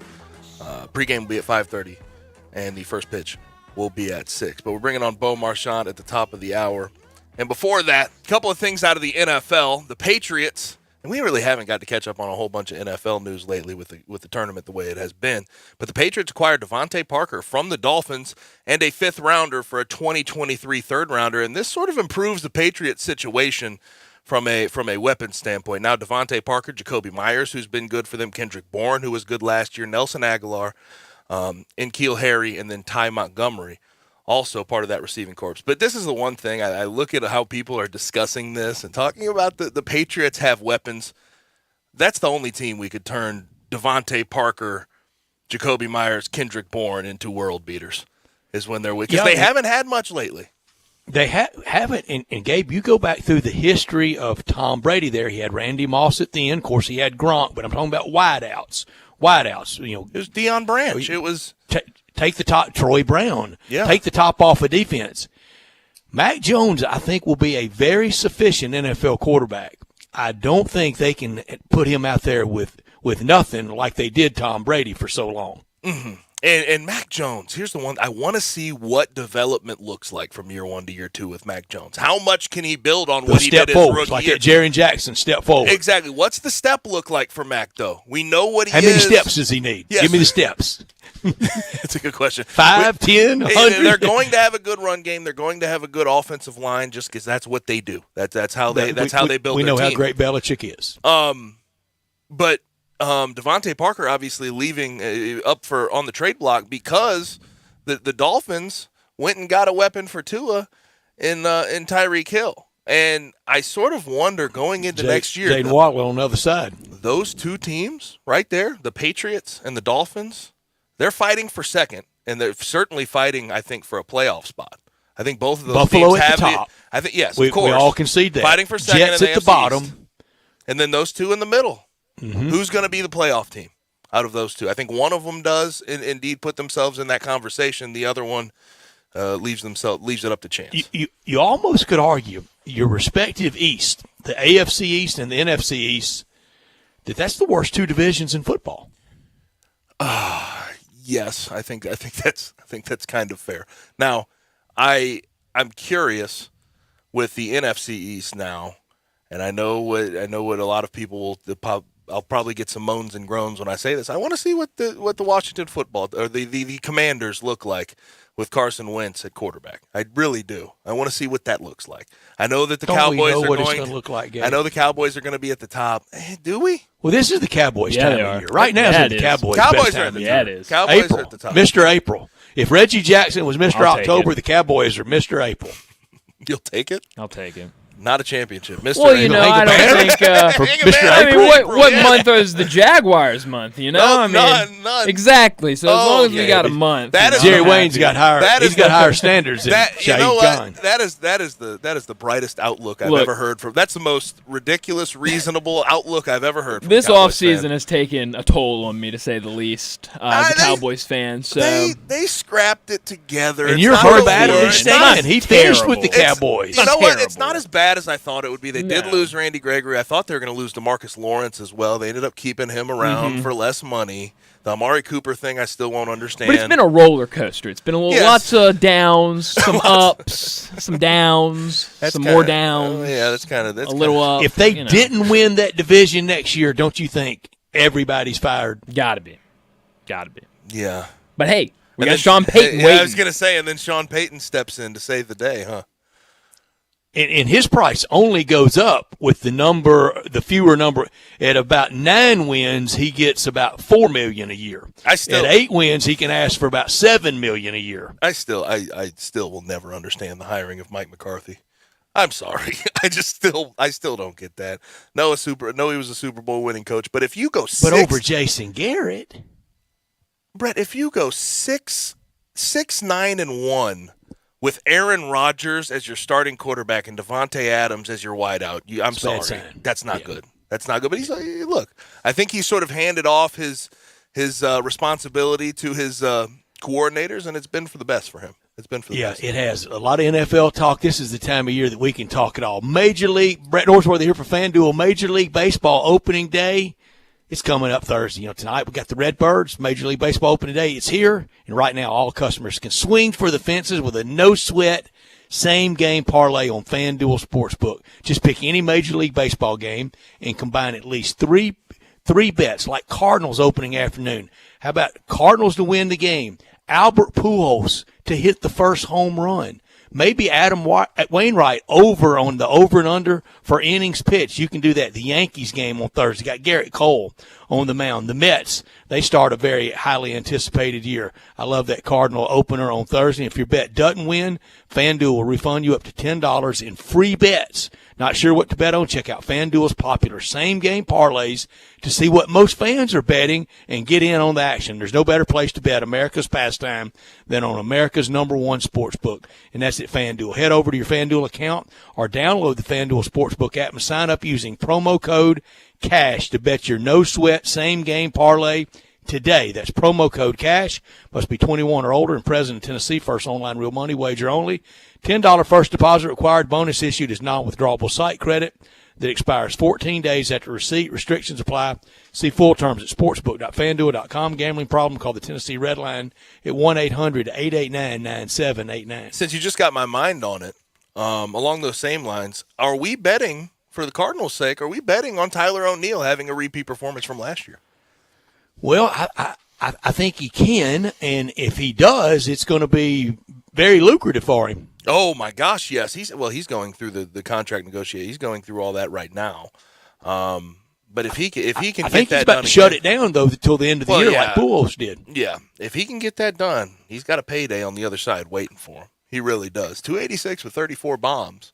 I mean, he was top 10, I think, in MVP voting last year. He's up there. A lot of people sort of discussing And that. the Cardinal outfield, I think a lot of people are expecting big from him. And I wouldn't have thought this from Tyler O'Neill when he came into the MLB, but from a fielding perspective, that's a good fielding outfield between Bader, him, and Carlson. And one thing Mike Schilt did do is he reset the defense. Boy, it was that was bad for a few years. He got the defensive woes fixed. Mm-hmm. He did. Now, real quick, out of the NFL, we did have a trade yesterday. We have the NFL draft at the end of the month. Day one will be on the 28th. But the Saints have traded for picks with the Eagles. The Eagles now hold the 15th and 18th pick. So the Eagles receive the 18th pick, the 101st pick, the 237th pick, and then a 2023 first round and a 2024 second round. The Saints receive the 16th pick and the 19th pick and the 194th pick. It looks like the Saints, and I've said this, and I know they've been in cap hell, even though I think the cap's not real. The cap is very unreal. It's real for the Saints because the Saints aren't loved by the league office. It looks like the Saints are doing their best to try to go attract some young, inexpensive talent while they still have this defense that's capable of winning. The go-for-it defense. Mm-hmm. The Eagles, on the other hand. I saw Ian Book start a game for the Saints. Yes, that is true. Ooh. Yeah. Trevor Siemian, too.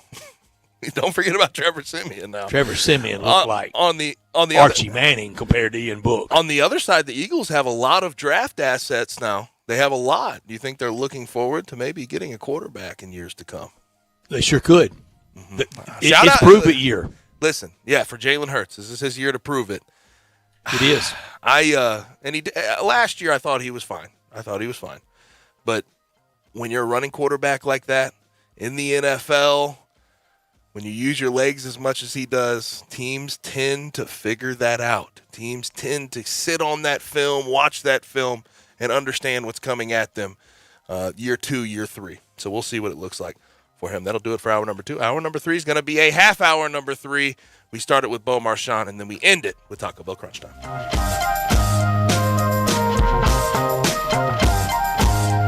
I'm Gary York. I'm the service director at Lexus of Memphis. Our service department wants to be more than just a place where you get your oil changed. We do glass repair, windshield replacement, recalibration of your camera and sonar systems, even wheel repair, tire replacement, all the things you would expect from a luxury automotive dealer. Please check out our website. You can schedule your appointment, check out our specials, hours of operation, or if you'd like to do it in person, please reach out to one of our associates at 901-271-5199.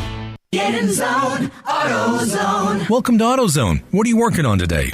So you're looking for more out of your battery? We can help. If you're in need of higher performance, we'd go with Duralast Platinum. It's the best choice for premium power design for your vehicle. And the line now includes EFB and AGM technology, which means we've got the right Duralast Platinum battery for you. And they're only available here at AutoZone. That's why we're America's #1 battery destination. Claim based on data from the NPD Group 2020. Get in zone, AutoZone. Getaway Sports Bar, the best kept secret in town, open noon to 1:30 a.m. 7 days a week. Garvin, the owner, created this SEC NFL Dream Bar over 20 years ago. You'll never miss a minute of action. 10 TVs, 5 70-inch TVs for all the big games. Rack them up on 6 pool tables. Coldest beer in town, grab you a pool stick and get you some good bar grub. 100% Angus burgers, big and moist chicken tenders. Daily happy hour Monday through Friday, 2 to 6 p.m. with long neck domestics, $2.25. Getaway Sports Bar, 4632 Winchester. Listen Sundays at 11 a.m. to join Idlewild Presbyterian Church for worship. Idlewild is a PCUSA church located in Midtown Memphis. Hi, I'm Danica Patrick and proud aunt. Watching my nieces grow, play, and learn is amazing, but not every child gets to be carefree. 1 in 6 kids in the U.S. are hungry. 1 in 6. That little girl sitting alone at the playground, she can't play like the other kids. She doesn't have the energy because she's hungry. School lunch will be her only meal today. It breaks my heart that this is the reality in our country, but it's something that Feeding America is working to change. Each year, the Feeding America network of food banks rescues billions of pounds of good food that would have gone to waste. This food is then provided to families and children in need. Being a kid should be about using your imagination, learning, and having fun. These children shouldn't have to miss out on simply being a kid because they're hungry. To find out how you can help end childhood hunger in your community, visit feedingamerica.org. Brought to you by Feeding America and the Ad Council. I know the sweetest thing in Memphis, and I know it's been around for 120 years. You know, I'm talking about Dinstall's, and it's time to stock up heavy on Cashew Crunch, Heavenly Crunch, Turtlettes, all of your favorite Dinstall's treats to watch the playoff games and to watch all the basketball. It's so easy to get. The sweetest thing in Memphis, all you have to do is head to Laurelwood or head to Germantown and Poplar right across from the hospital, or go where they make the candies. That's on Pleasant View. There's nothing that says Memphis better than Cashew Crunch with that little tinge of coconut, or the Turtlettes. Let's face it, there's nothing better than Dinstall's chocolate. That's the mainstay of all candies, isn't it? Milk chocolate, although their dark chocolate is pretty darn good. And if you get the peppermint with the dark chocolate and put it in the freezer, you're going to love it. So many ways to love Dinstall's. 115 years of making Memphis oh so sweet. We are Sports 56 WHBQ Memphis and W253DF Memphis, Flynn Broadcasting Stations.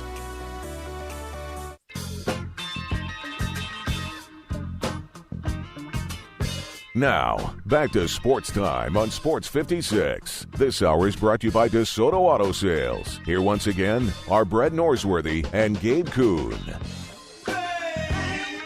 Final half hour of this day. We're out early for Ole Miss, Southern Miss baseball down in Pearl. Beaumarchant from collegetopro.com, formerly of the NFL Draft Bible, and now also crushing it with his draft analysis and NFL knowledge at Sports Illustrated. He joins us after I tell you about the title sponsor of this hour every single day, and that's our friends on Goodman Road at DeSoto Auto Sales at 5704 Goodman Road. DeSoto Auto Sales, very proud to serve DeSoto County and the surrounding area. Online at DeSotoAutoSales.com. Go there and check out all the beautiful cars and check out the testimonials. Springtime, great time of year to get a new car. Get too much pollen on that old car, go get you a new one at DeSoto Auto Sales, where all the cars are test driven, checked out thoroughly, bumper to bumper, head to toe, unlimited inventory, every make, every model. And if it's not on the lot, they'll find that special car just for you. No shortcuts taken at DeSoto Auto Sales, where you're treated like family by very kind, very courteous employees, laid-back atmosphere, the antithesis of high-pressure sales. Very laid-back, no high-pressure sales whatsoever. They care about your time, and they want you to enjoy the ultimate car experience. When you walk in within 45 minutes, find the car you want, test drive that car, credit approved, paperwork completed, and you're out of there. It's a guarantee. They know we live in a world today where time really matters, and they keep it that simple at DeSoto Auto Sales at 5704 Goodman Road, 662-890-7184. Come on down to DeSoto County for that town and country experience at DeSoto Auto Sales. He is Beaumarchant at Beaumarchant on Twitter, from College to Pro and Sports Illustrated. As Brett mentioned, Bo, how are you? I'm wonderful. How's the day treating you guys? It's going well. It's going well. Now, I did read one of your articles at Sports Illustrated about running back U, and I think you're dead on. You brought up Alabama, and that's Georgia, Ohio State. That's fair. That's fair. Where does Memphis fit in with this, though? Come on, gotta give love. You know, I immediately that's why when you called me out, I knew you were going to bring up the listen. You know what? I kind of put them along the lines of, they're that school that they're a hot commodity. The Kenneth Gainwells, the Tony Pollards, the D'Angelo Hendersons, the Patricks. They are producing running backs, and it could have been like I said about Iowa State. You got Kenny Managu, you got David Montgomery, and then you got Breece Hall, who should be the top back drafted in this 2022 draft class. Prior to that, You got to go back to like 1997 when Troy Davis taken out of Ohio State. So the Cyclones had a long wait, and then they got this hot patch. And I think, Memphis, the Tigers are kind of along that same patch. They're definitely recruiting and developing running backs, and who knows how long that'll last. But, you have those Power 5 programs, which we mentioned, the Bama, the Bulldogs, and then the Buckeyes. I mean, those programs kind of have a stronghold, especially Alabama. Right. I mean, you guys saw the piece. I mean, it's almost astonishing. I did every single one of them is a pro. Yeah, and I have a receiver piece that's coming out tomorrow, and it's just more staggering. Where I kind of compare the days of Steve Spurrier towards the end. They were getting the Jabbar Gaffneys, or Rashae Cosgrove, Riddell Anthony's, Jock Edge Greens. All those guys never materialized. But then you look at Alabama. Ike Hilliard. Yeah. Yeah, Ike Hilliard. I mean, just a long list of guys. Travis Taylor, another flop. And you look at, what Alabama's been able to do, and these guys come out and they produce. I mean, 2 last year in Jalen Waddle, Devonta Smith. You go back to Julio Jones, Calvin Ridley. We know he's had some hiccups the last year. Even Henry Ruggs. Calvin Ridley, Amari Cooper. I mean, they were just producing at a high level. But, the running backs, again, if you look and, the SEC, the Big Ten, and the Big 12, they're just dominant powerhouses in terms of churning out the leading rushers. If you start looking up and down the top rushers, up and down the draft boards, 9 times out of 10, they're going to have that conference behind their collegiate name. Bowen, you could make the case, and a good friend of ours that does daily talk radio in Tuscaloosa, and it's football all the time. It's always football season there. And I've made the case to him, and he's kind of gone with it, except for kicker. You could make the case under Nick Saban, Bama's been everything you. Center you, guard you, tackle you, now quarterback you. Now quarterback you. It's funny because, we were talking about that piece, and they're like, well, maybe do all the positions. And I kind of laughed to myself. I'm like, well, I probably just have to go to Alabama's page and just list off all the draft picks and kind of end it right there. There's probably not much left, as you said, to the imagination. I mean, they're still dominant. And the quarterbacks, that was something that was kind of absent of, their marquee names. And now you look at Tua and Mac Jones, and, they're going to continue because, and that's the other thing. I mean, we know they do, the running backs are there. Najee Harris was a first-round pick. He's been fabulous for the Steelers. But now they're going vertical. And knowing those receivers in that passing game, they're as deadly as, those potent running attacks that we've seen Alabama have. So, whatever Peyton or Saban does, I mean, they're fabulous. He knows how to recruit. I mean, they're getting 4 or 5-star guys, but they're developing. And develop, right. There you go. And the development. Yeah.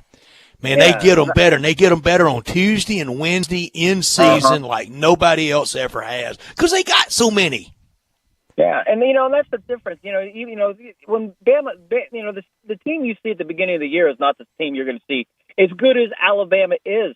And you imagine Saban, every weekend they're going to get the best any team has to offer. And even if they're inferior opponents, those opponents want to beat them. If they can win one game in their collegiate life, you better believe they want to be on the winning side, beating the Crimson Tide. And to have a team focused like that year in, year out, the way he's been able to do it, we're so fortunate to live in this day and age where you got Belichick in the National Football League, you got Saban doing what he does at the collegiate level. I do not know if we'll ever be able to say we saw 2 guys that are so good at coaching, and they're also pals. So, I think we're in a very special era in terms of seeing greatness on both levels of college and the pro. But honestly, though, when you talk about running backs at Alabama, every single guy who touches the ball in that backfield ends up on an NFL roster somewhere. Now, I'm curious for you, having scouted for as long as you have, having covered the NFL draft as long as you have, how much has not just the value of a running back changed, but how much have the attributes changed? Do they look for different things these days than they did?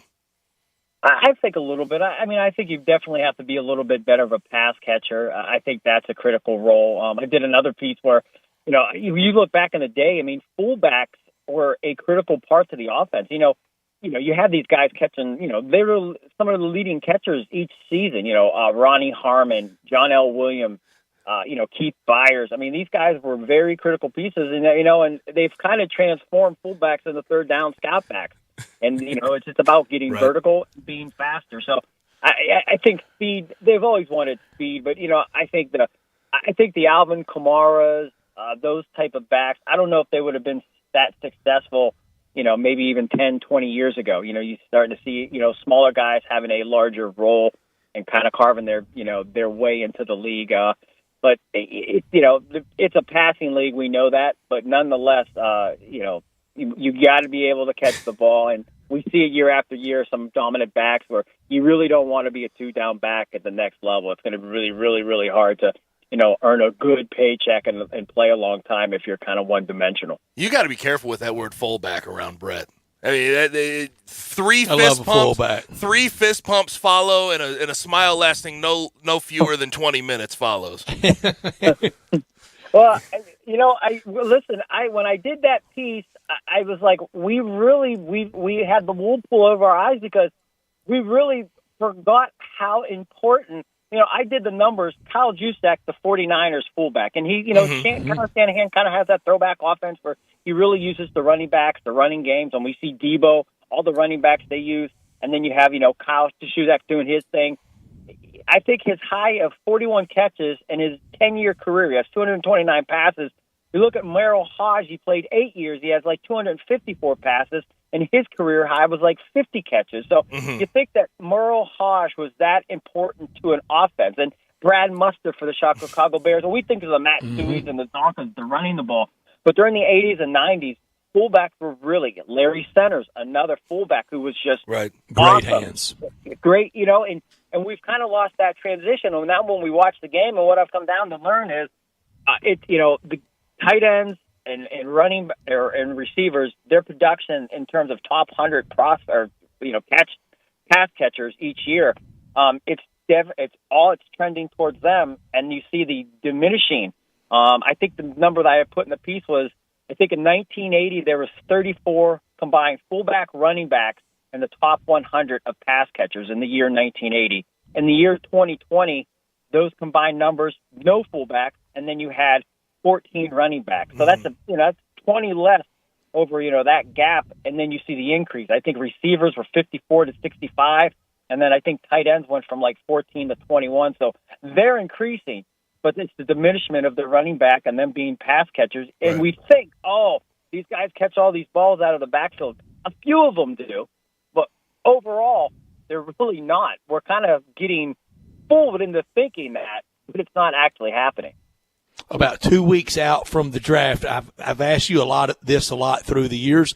Baltimore, a lot of time, is the answer. Of course, you cover the Steelers. That'd be a good one for a lot of people.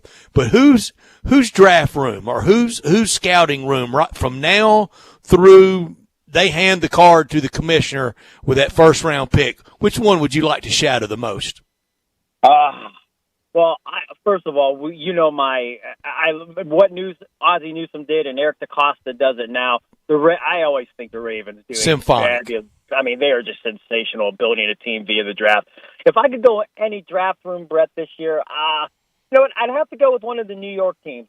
They're each double-digit picks in the first round, top 10. So, the Giants are picking, I think, 5-7. The Jets are, 4-10 or something. So I think being in those war rooms, just because they have 2 picks, they got to get it right, too. Yeah, they got to get it right so they could drop down.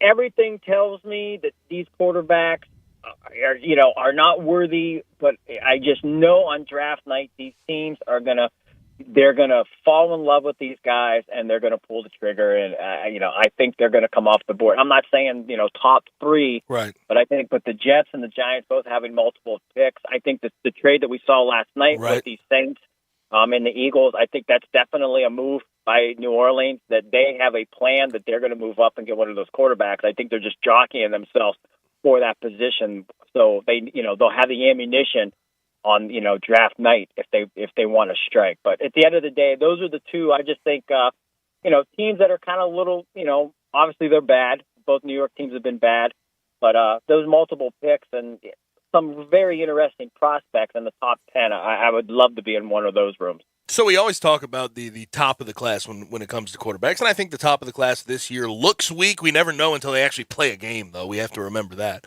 You got Kenny Pickett at the top, Desmond Ridder, Malik Willis, Sam Howell, guys like that.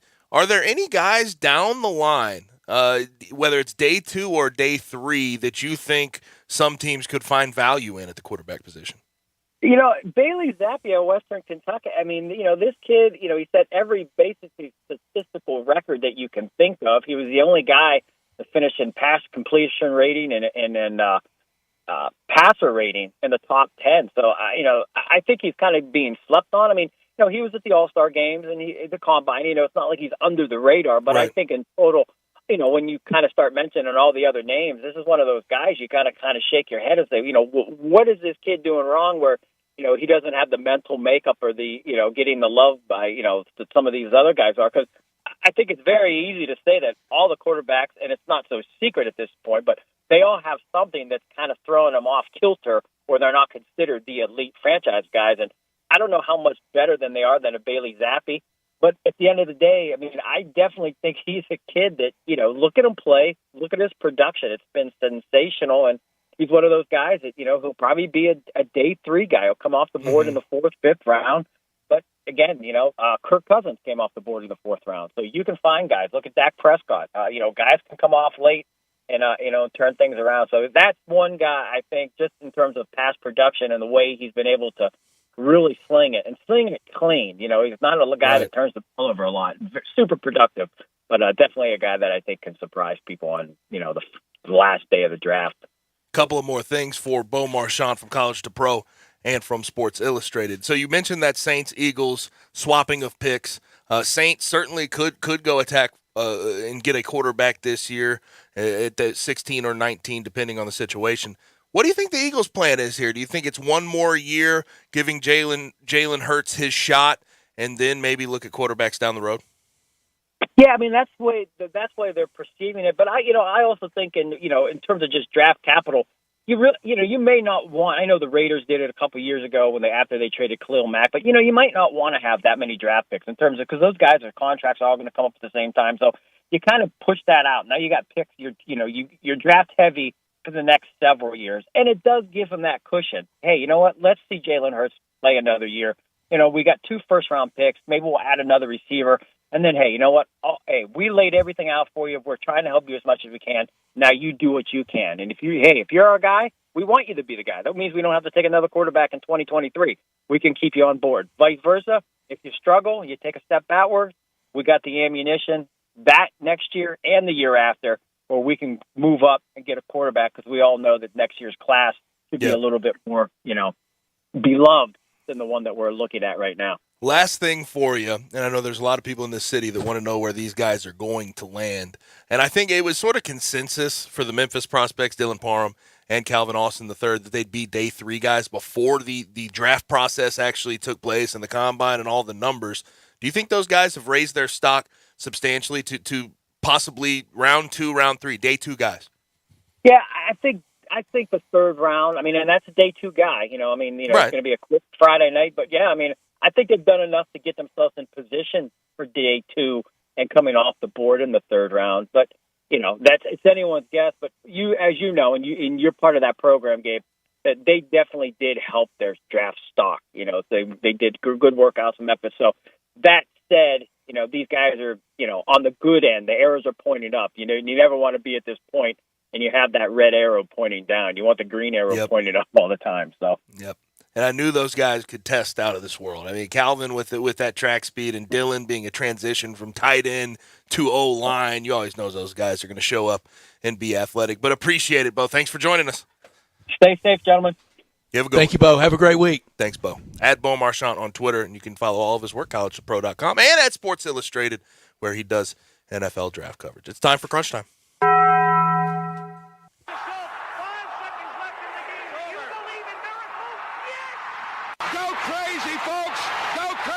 This is for all the biggest crunch time. You are looking live. In your life have you seen anything like that? Goodbye. Hello, Haskins. It's obviously crunch time. Hammer, nail, coffin. This baby is over. The double steak grilled cheese burrito, so good. Double the steak with nacho cheese sauce, seasoned rice, red strips, sour cream, and the 3-cheese blend wrapped inside a warm flour tortilla, with even more 3-cheese blend grilled on the top. The double steak grilled cheese burrito, it hits the spot now at Taco Bell. And at Taco Bell, when they say they are feeding people's lives, with unexpected good, they mean it. Bowl food you can't get anywhere else. So what I learned today, Brett, is that Pete Carroll, of course, the head coach for the Seattle Seahawks, at coaches' meetings with a bunch of people from front office coaches involved in a meeting, he addressed minority hiring. And what he said in this meeting, I really do respect. I think it's the correct take on this. He said hiring of minority candidates won't improve until ownership accepts that there are candidates out there different than themselves. I have said that from start to finish when it comes to minority hiring. You cannot change it until you change what ownership and their outlook is on the hiring process. Apparently, though, this made a lot of people in that room very uncomfortable, and there's a lot of reports about it right now. There's going to be continued blowback by it. But I do respect Pete Carroll for speaking up in that position.